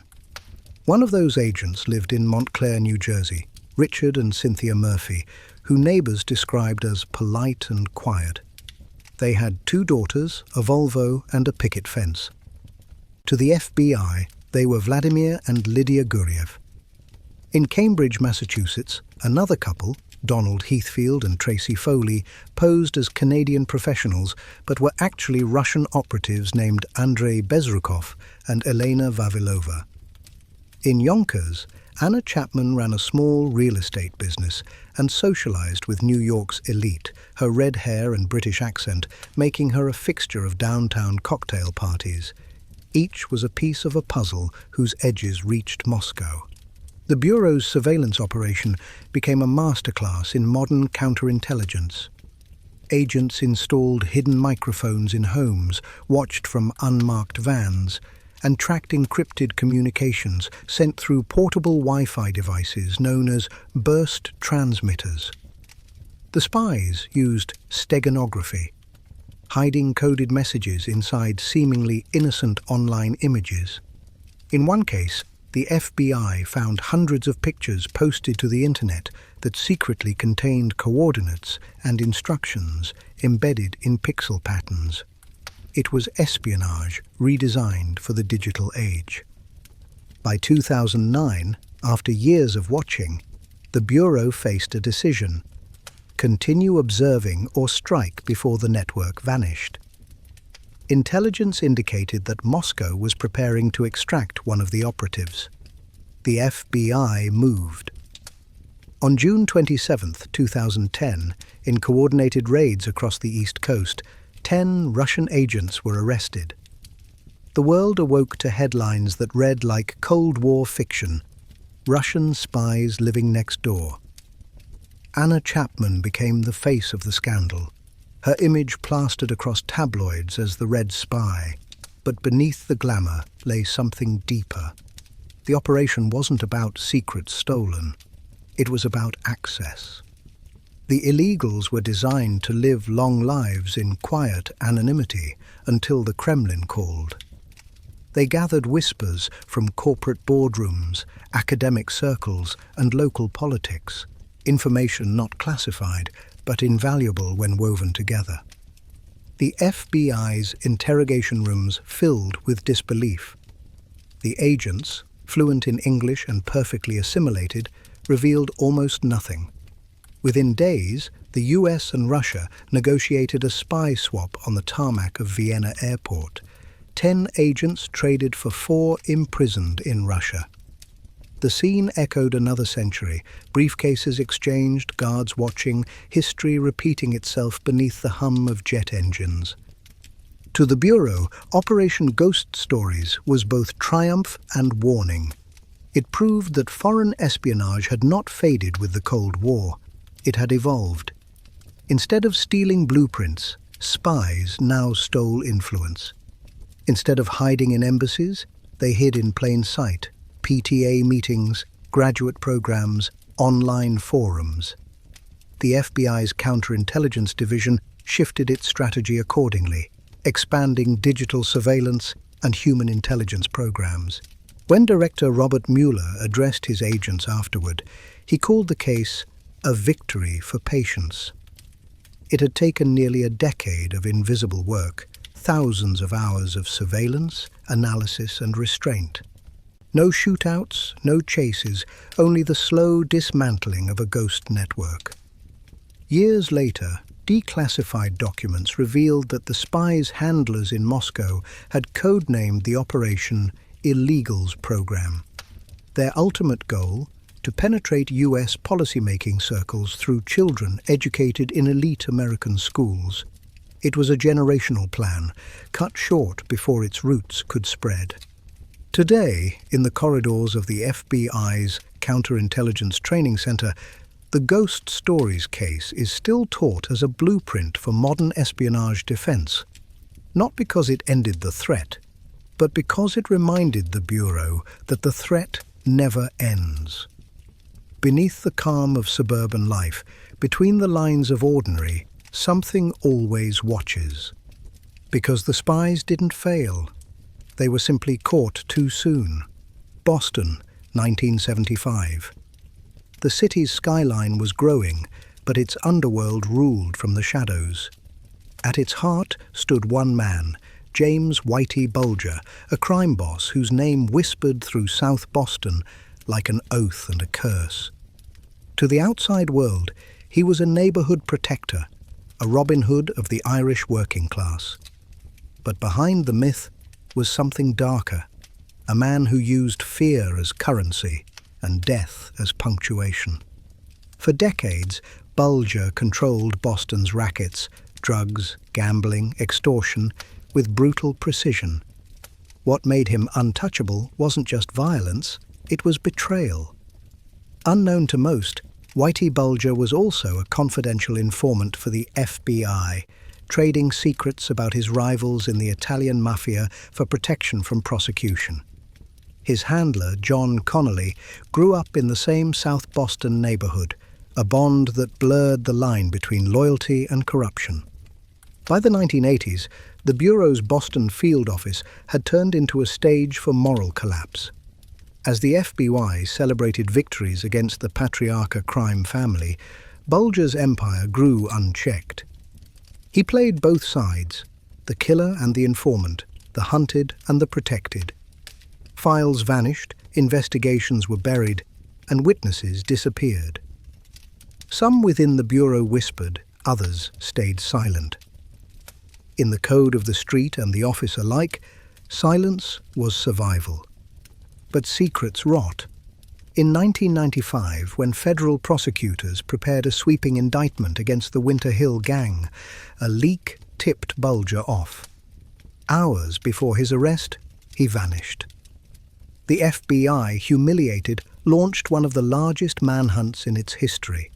For 16 years, Bulger became a ghost, a legend living between rumors. Sightings came from everywhere: London, Louisiana, Sicily. None proved true. He was always gone before the law could catch its breath. Behind the scenes, the Bureau rebuilt. The stain of corruption forced reform within the FBI's Office of Professional Responsibility. Agents who once protected Bulger faced indictment. Connolly was convicted of racketeering and second-degree murder, a fall that symbolized everything the Bureau swore to prevent. But one question haunted them. Where was Whitey? The break came, not from an agent's intuition, but from patience and psychology. In 2011, the FBI launched a new strategy. Instead of targeting Bulger, they targeted Catherine Greig, his longtime girlfriend. The Bureau produced a series of public service-style ads focusing on her habits: beauty salons, cosmetic procedures, small dogs. The campaign aired in the one place Bulger couldn't hide from: television. Within days, a woman in Santa Monica recognized the couple who lived quietly in her apartment building. On June 22, 2011, agents surrounded the Princess Eugenia apartments. When the knock came, Bulger opened the door himself. There was no shootout, no escape. Inside, agents found 30 guns, knives, and over $800,000 in cash hidden behind walls. 16 years of running ended with a quiet surrender and the click of handcuffs. He was 81 years old. His trial in 2013 was a reckoning, not just for Boston, but for the Bureau. The courtroom filled with victims' families, former agents, and the ghosts of a city's sins. Bulger faced 32 counts, including racketeering, money laundering, and murder. For weeks, witnesses recounted the brutality of his reign: strangulations, executions, the extortion of entire neighborhoods. The jury found him guilty on 31 counts. He was sentenced to 2 consecutive life terms plus 5 years. But prison couldn't hold a man who thrived on control. Even behind bars, he remained defiant, claiming he'd been betrayed by the very institution that once protected him. "I'm not the monster they say," he told his lawyers. "I'm the product of the system they built." In 2018, at USP Hazleton, a maximum security prison in West Virginia, that system delivered its final verdict. Less than 24 hours after his transfer, Bulger was found dead, beaten to death by fellow inmates. His eyes were reportedly left open, his body mutilated in a way that mirrored his own acts of cruelty. The Bureau called it justice by proxy. Others called it poetic symmetry. For the FBI, Bulger's story became a cautionary tale, not of failure, but of compromise. In trying to dismantle one empire of crime, the Bureau had built another in its shadow. The Boston field office would spend years rebuilding its reputation, its very name synonymous with corruption, until the reforms that followed. Every new agent trained in ethics now studies the Bulger case as doctrine, proof that the ends never justify the means. Today, his legend lives where the truth always hides, between fear and fascination. In South Boston, some still remember the man who gave kids jobs and protected the elderly. Others remember the graves he left behind. The FBI remembers something else entirely: a ghost that taught them the cost of looking away. Because Whitey Bulger didn't just fool the Bureau, he made it look in the mirror. November 24, 1971. Thanksgiving Eve. The sky above the Pacific Northwest was grey, heavy with rain. At Portland International Airport, a man in a dark suit and tie approached the counter for Northwest Orient Flight 305, bound for Seattle. He paid cash for a one-way ticket under the name Dan Cooper. To the ticket agent, he looked like any other businessman: calm, polite, forgettable. Within hours, he would become one of the most famous ghosts in American criminal history. When the Boeing 727 reached cruising altitude, Cooper handed a folded note to a flight attendant. She assumed it was a phone number until he leaned close and whispered, "Miss, you'd better look at that note." "I have a bomb inside his briefcase." Wires and red cylinders glowed faintly. His demand was simple: $200,000 in cash, 4 parachutes, and a fuel truck waiting in Seattle. No panic, no shouting. The passengers never knew. They were told only that a minor mechanical issue required an unscheduled stop. At 5:46 p.m., the plane landed. The FBI, already on alert, delivered the ransom: 20-pound bundles of 20s, sequentially numbered and photographed. Cooper exchanged the passengers for the money, but kept the crew: pilot, co-pilot, flight engineer, and one attendant. As the aircraft refueled, he outlined his next command: a low-altitude flight toward Mexico City, gear down, flaps at 15 degrees, cabin unpressurized, speed no more than 200 knots. It was the request of someone who knew planes. Somewhere over the storm-soaked forests near the Cascades, around 8:13 p.m., the rear stairway light flicked on. A sudden bump rocked the aircraft. When the crew turned to look, Cooper was gone. He'd jumped into the freezing night, money strapped to his body, wind roaring at 200 miles per hour. The bomb case sat empty. The rain erased his trail before he even touched the ground. The FBI called it NORJAK,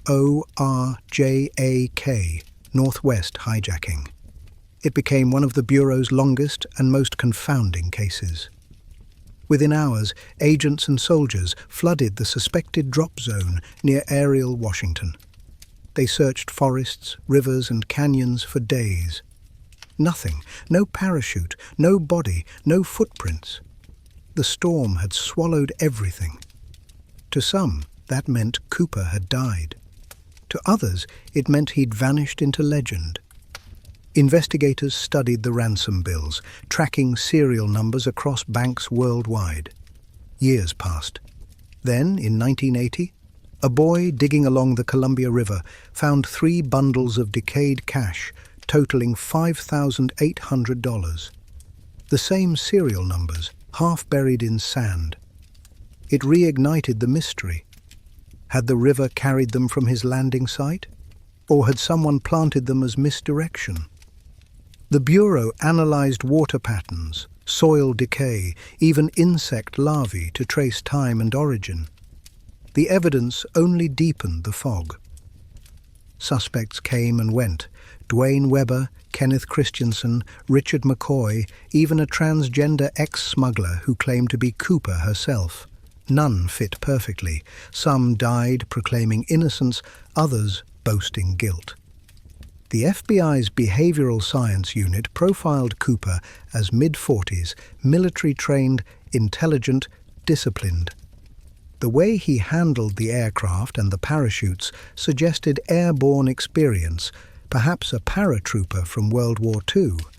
But if so, he was also a ghost who'd learned patience. No ransom bills ever re-entered circulation. No one matching his description resurfaced. As technology evolved, so did the search. In the 2000s, forensic teams used electron microscopy to analyze trace particles from Cooper's tie recovered from his seat. They found titanium and rare metals used in 1960s-era aerospace manufacturing, hinting that Cooper might have worked in aviation or engineering. Still, no DNA match, no fingerprint confirmation. The tie became both artifact and riddle.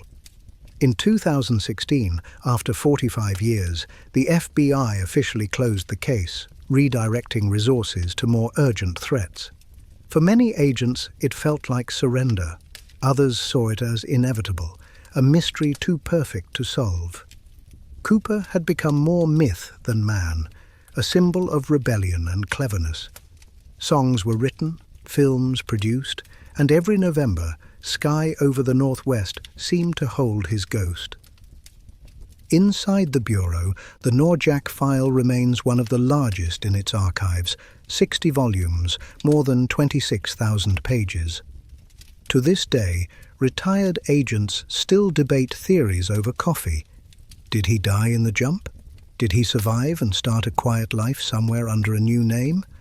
One agent once said, "If Cooper lived, he's the only hijacker who ever beat us without firing a shot." The irony wasn't lost on anyone. The FBI had hunted killers, spies, terrorists, and yet the man who outwitted them carried nothing but a briefcase, a smile, and the audacity to disappear. Because D.B. Cooper didn't just hijack a plane, he hijacked history. And then he vanished into the clouds, leaving America to wonder whether he landed safely or whether he's still falling. Seattle, early 1980s. The Pacific Northwest was lush, quiet, and unprepared for what was about to crawl out of its mist. Between 1982 and 1984, bodies began appearing along the Green River south of Seattle, young women, most of them sex workers or runaways. The first was found floating face down in August 1982, her hands tied behind her back. Within weeks, there were 5, then 10, then 20. The press called him the Green River Killer. The FBI called him a ghost. Local police were overwhelmed. The murders seemed methodical. Strangulation, dumping near water, sometimes returning to the scene days later. Whoever it was hunted with ritualistic calm. By 1984, Washington State asked the FBI for behavioral assistance. Agents from the Behavioral Science Unit in Quantico arrived, led by experts who had profiled Bundy and Gacy. Their assessment was chilling. A blue-collar male in his 30s, intelligent but socially invisible, with obsessive control issues and a need for dominance masked by shyness. Someone living in plain sight. The Bureau's National Center for the Analysis of Violent Crime began cross-referencing unsolved homicides nationwide. Patterns emerged. Similar ligatures, similar victims, all west of the Rockies.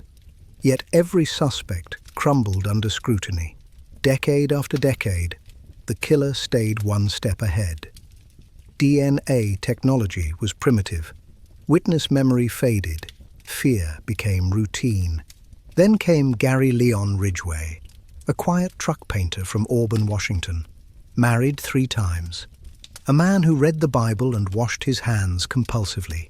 He'd been questioned twice in the 80s, his name on early lists, but nothing tied him to the scenes. His voice was mild, his alibi neat, his polygraph inconclusive. Investigators moved on.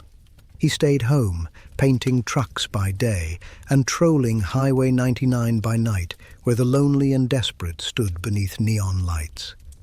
In 1987, the FBI's Forensic Division stored trace samples from several Green River victims, hair, saliva, microscopic fibers, preserved in cold storage for the day science might catch up.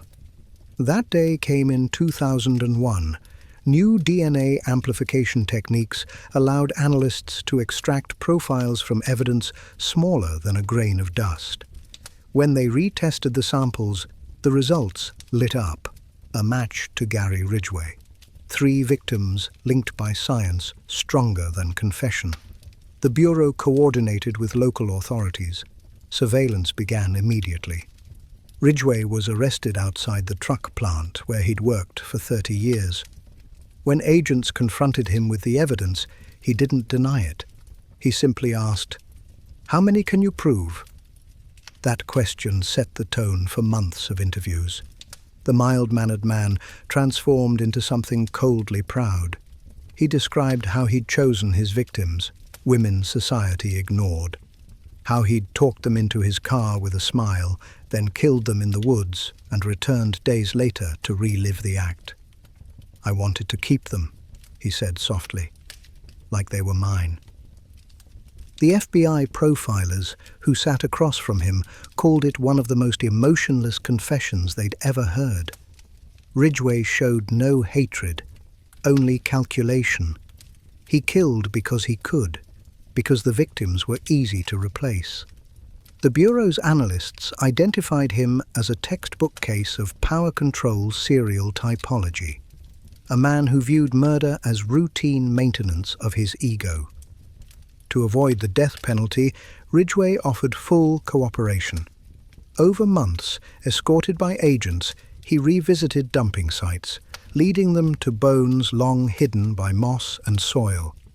Every discovery reopened wounds for families who'd waited 20 years for answers. By 2003, he confessed to 48 murders, later hinting at dozens more. The FBI estimated the true number might exceed 70. It made him the most prolific serial killer in American history. When Ridgway stood before the court, survivors' families lined the benches. Some screamed, others wept. He stared at the floor, hands folded, as victim after victim's name echoed through the chamber. The judge sentenced him to 48 consecutive life terms without parole. As agents escorted him out, one whispered, "It's over." Ridgway turned and said, almost kindly, "No, it'll never be over." Inside the FBI, the case reshaped forensic procedure. The Green River investigation pioneered DNA preservation protocols, the use of centralized offender databases, and multi-jurisdictional task forces. It also redefined the Bureau's understanding of serial behavior. Not every killer sought fame. Some sought invisibility. Decades later, Ridgway remains imprisoned in Washington State Penitentiary, gray-haired, polite, unrepentant. He still answers letters from criminology students and FBI trainees who study his pathology. His words are mundane, almost banal, like evil filtered through bureaucracy. "You'd be surprised," he once wrote, "how easy it is to act normal." The Green River runs quiet now, but the memory lingers. For the agents who walked those banks, each ripple in the water is a whisper from the past, a reminder that monsters don't always roar. Sometimes they nod politely, drive to work, and vanish into the crowd. Because Gary Ridgway didn't just live among the ordinary, he was ordinary, and that was what made him terrifying. Wichita, Kansas, 1974. A quiet Midwestern city of church bells and cul-de-sacs, where people still left their doors unlocked and waved at neighbors over white picket fences. But on January 15th, the illusion shattered. The Otero family, husband, wife, and 2 children, were found bound and strangled in their modest home. The killer had taken his time. There were signs of control, ritual, and something worse, pleasure. It wasn't just murder, it was theater. Over the next 3 decades, the man behind it would torment the city, the police, and eventually the FBI, not just with his crimes, but with his words. He called himself BTK, short for Bind, Torture, Kill. He wanted credit, he wanted fame, and he wanted control. BTK's first letter arrived at a local television station 9 months after the Otero killings. Inside were crime scene photos, a confession written in jagged handwriting, and chilling details only the killer could know. "How many people do I have to kill," he wrote, "before I get a name in the paper?" The police released parts of the message, and a city's paranoia ignited. Suddenly, every creak of a floorboard, every phone ring in the night was a warning. The FBI's Behavioral Science Unit quickly became involved. Agents at Quantico analyzed the letters, noting narcissism, obsessive planning, and a craving for validation. BTK, they concluded, wasn't impulsive. He was deliberate, disciplined, organized. He didn't just kill, he rehearsed. The Bureau classified him as a controlled predator, a type that lives ordinary lives until the mask slips. And indeed, he did. Dennis Rader, the man the world would later know as BTK, was a church council president, Boy Scout leader, and family man. He lived in Park City, a suburb of Wichita, just minutes from where his victims had died. He mowed his lawn, attended barbecues, and worked as a compliance officer, a job that let him issue citations for other people's violations. The irony was almost poetic. The enforcer by day, the killer by night. Throughout the late 70s and early 80s, Rader struck again and again. Shirley Vian, Nancy Fox, Maureen Hedge. Always alone, always methodical. The FBI built profiles, conducted handwriting analysis, and reviewed thousands of tips. But BTK knew how to vanish. In 1991, the killings stopped, or seemed to. For more than a decade, silence fell. The Bureau archived the files. Wichita began to heal. And then, in 2004, a letter arrived. It was postmarked locally. Inside was a photocopy of a driver's license belonging to a woman named Vicky Wegeler, murdered in 1986. An unsolved case long suspected of BTK's handiwork. The letter was signed simply, "I'm still here. Yours truly, BTK." The FBI reopened the case with renewed fury. Technology had advanced. DNA profiling, digital forensics, and cross-jurisdictional databases now existed where there had once been filing cabinets. BTK began sending more packages, dolls bound with string, word puzzles, maps, each one a taunt, each one a breadcrumb. Agents noticed he monitored the news obsessively, responding to coverage like an editor marking a manuscript. They played him carefully, feeding just enough information to draw him out further. Then came the mistake. In one of his final messages, BTK asked police whether a floppy disk he wanted to send could be traced. The FBI's cyber forensics team crafted a careful response through local media, assuring him it couldn't. Weeks later, a purple Memorex disk arrived at a local news station. Hidden within its metadata was a single clue. The document had been last modified by Dennis on a computer registered to Christ Lutheran Church in Park City. From there, it took less than 48 hours. Agents staked out Rader's home. He was arrested on February 25, 2005. When questioned, he was polite, almost cheerful. "Oh," he said, when shown the evidence, "I guess you got me." In hours of recorded interviews, he spoke not like a madman, but like a man giving a presentation. He described each murder in chilling, precise detail. How he'd stalked, bound, posed, and photographed his victims. He called them projects. He smiled as he spoke. The FBI psychologists who sat in those sessions later described Rader as a narcissistic sociopath with compartmentalized control. He saw killing as hobby, performance, and self-expression. "I wanted to be the police," he once said. "When I couldn't, I made my own rules." In court, Rader pleaded guilty to 10 murders. His voice never trembled. The judge sentenced him to 10 consecutive life terms, 175 years. When asked for final words, he offered none. He simply bowed his head, as if in prayer, while the families of his victims finally spoke. For the FBI, the BTK case was more than closure. It was evolution. It validated decades of behavioral profiling, proving that ego could be both a motive and a weakness. It also ushered in a new era of digital trace forensics, where even deleted data left fingerprints. Every new agent who enters Quantico studies BTK's downfall, not for the horror, but for the lesson. Monsters don't always hide in the dark. Sometimes they stand behind pulpits. Today, Dennis Rader sits in solitary confinement in El Dorado Correctional Facility, Kansas. He writes letters, occasionally granting interviews to criminologists. In one, he admitted, "I lived 2 lives, and I liked them both." The Bureau never forgot that line, because in a way it was the essence of BTK, a man who murdered to feel alive, and only stopped when his need to be remembered killed him. The corridors of the J. Edgar Hoover building are quieter now.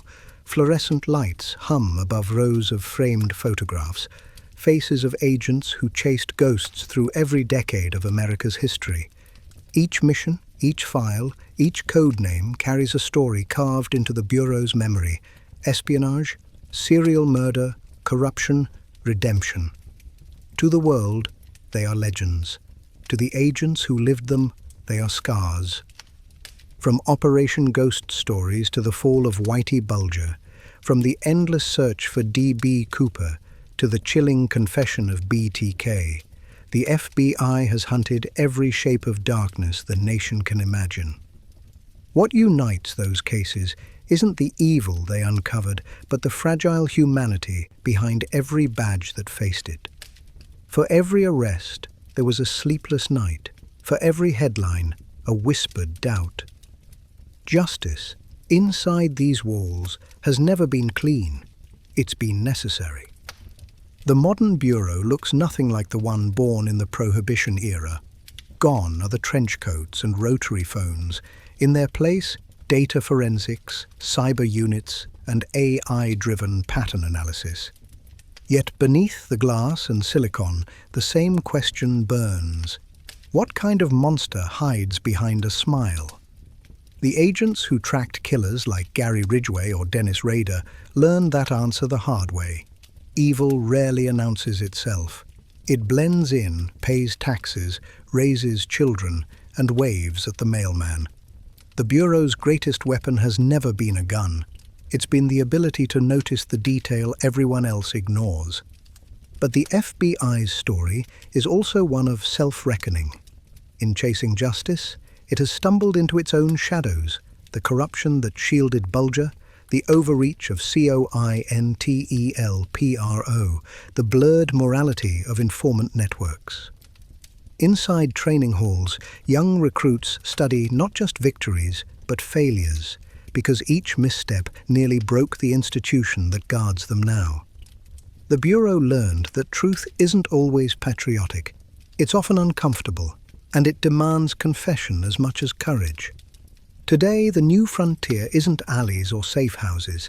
It's the digital abyss where cybercriminals, foreign operatives, and domestic extremists weave invisible webs. The agents who once dusted for fingerprints now chase IP addresses across continents. Artificial intelligence decodes voices, satellites track heat signatures, and algorithms flag behavioral anomalies faster than any detective's instinct. Yet, amid the code, the Bureau reminds itself, every pixel still points to a person. And people, not machines, commit crimes and catch them. Behind closed doors, retired agents meet once a year at Quantico. They sit in folding chairs, coffee in paper cups, trading stories that never made the news. A rookie asks an old profiler what it felt like to catch his first killer. The man stares at his hands and says, "Like losing sleep forever." Around them hang photographs from a century of cases: bank robbers, mobsters, hijackers, spies. Somewhere among them are the faces we've met: the informant who lied, the murderer who wrote poems, the ghost who leapt from the sky and never landed. That's the paradox of the FBI's legacy. It exists in opposition to fear, yet it is built on understanding it. Every investigation is a descent into the mind of a killer, the paranoia of a nation, the limits of one's own morality. The Bureau doesn't just chase criminals, it studies them until reflection turns dangerous. Because to catch a monster, you have to stand close enough to see yourself in its eyes. As dawn creeps over Washington, a new class of agents files into the courtyard for oath-taking. The director's voice echoes across the marble: fidelity, bravery, integrity. The words are old, but the meaning remains sharp. They salute, not knowing yet what those virtues will cost them. Some will chase terrorists, others hackers, some ghosts from unsolved files that refuse to die. A few will walk away, burned out by what they've seen. But all will carry the same silent burden: the understanding that evil doesn't vanish when a case closes. It waits, it evolves, and someone must always be ready to face it. In the archives below the Hoover Building, miles of shelves hold the evidence of a nation's nightmares: rope fibers, coded notes, cracked safes, charred fragments of airplanes. Each box tells the same truth: the darkness never really ends, but neither does the pursuit. Every generation inherits the task of standing guard between order and chaos. The Bureau's triumph isn't that it wins every battle, it's that it keeps fighting them. So when the lights go out in those endless hallways and the city sleeps, the hum of servers replaces the click of typewriters. Somewhere, an alert pings, an agent wakes, and the cycle begins again. Another lead, another shadow, another chance to hold the line. Because the story of the FBI has never been about perfection, it's about endurance. And as long as there are secrets to uncover and monsters to unmask, the Bureau's ghosts will keep walking the night, quiet, watchful, always listening.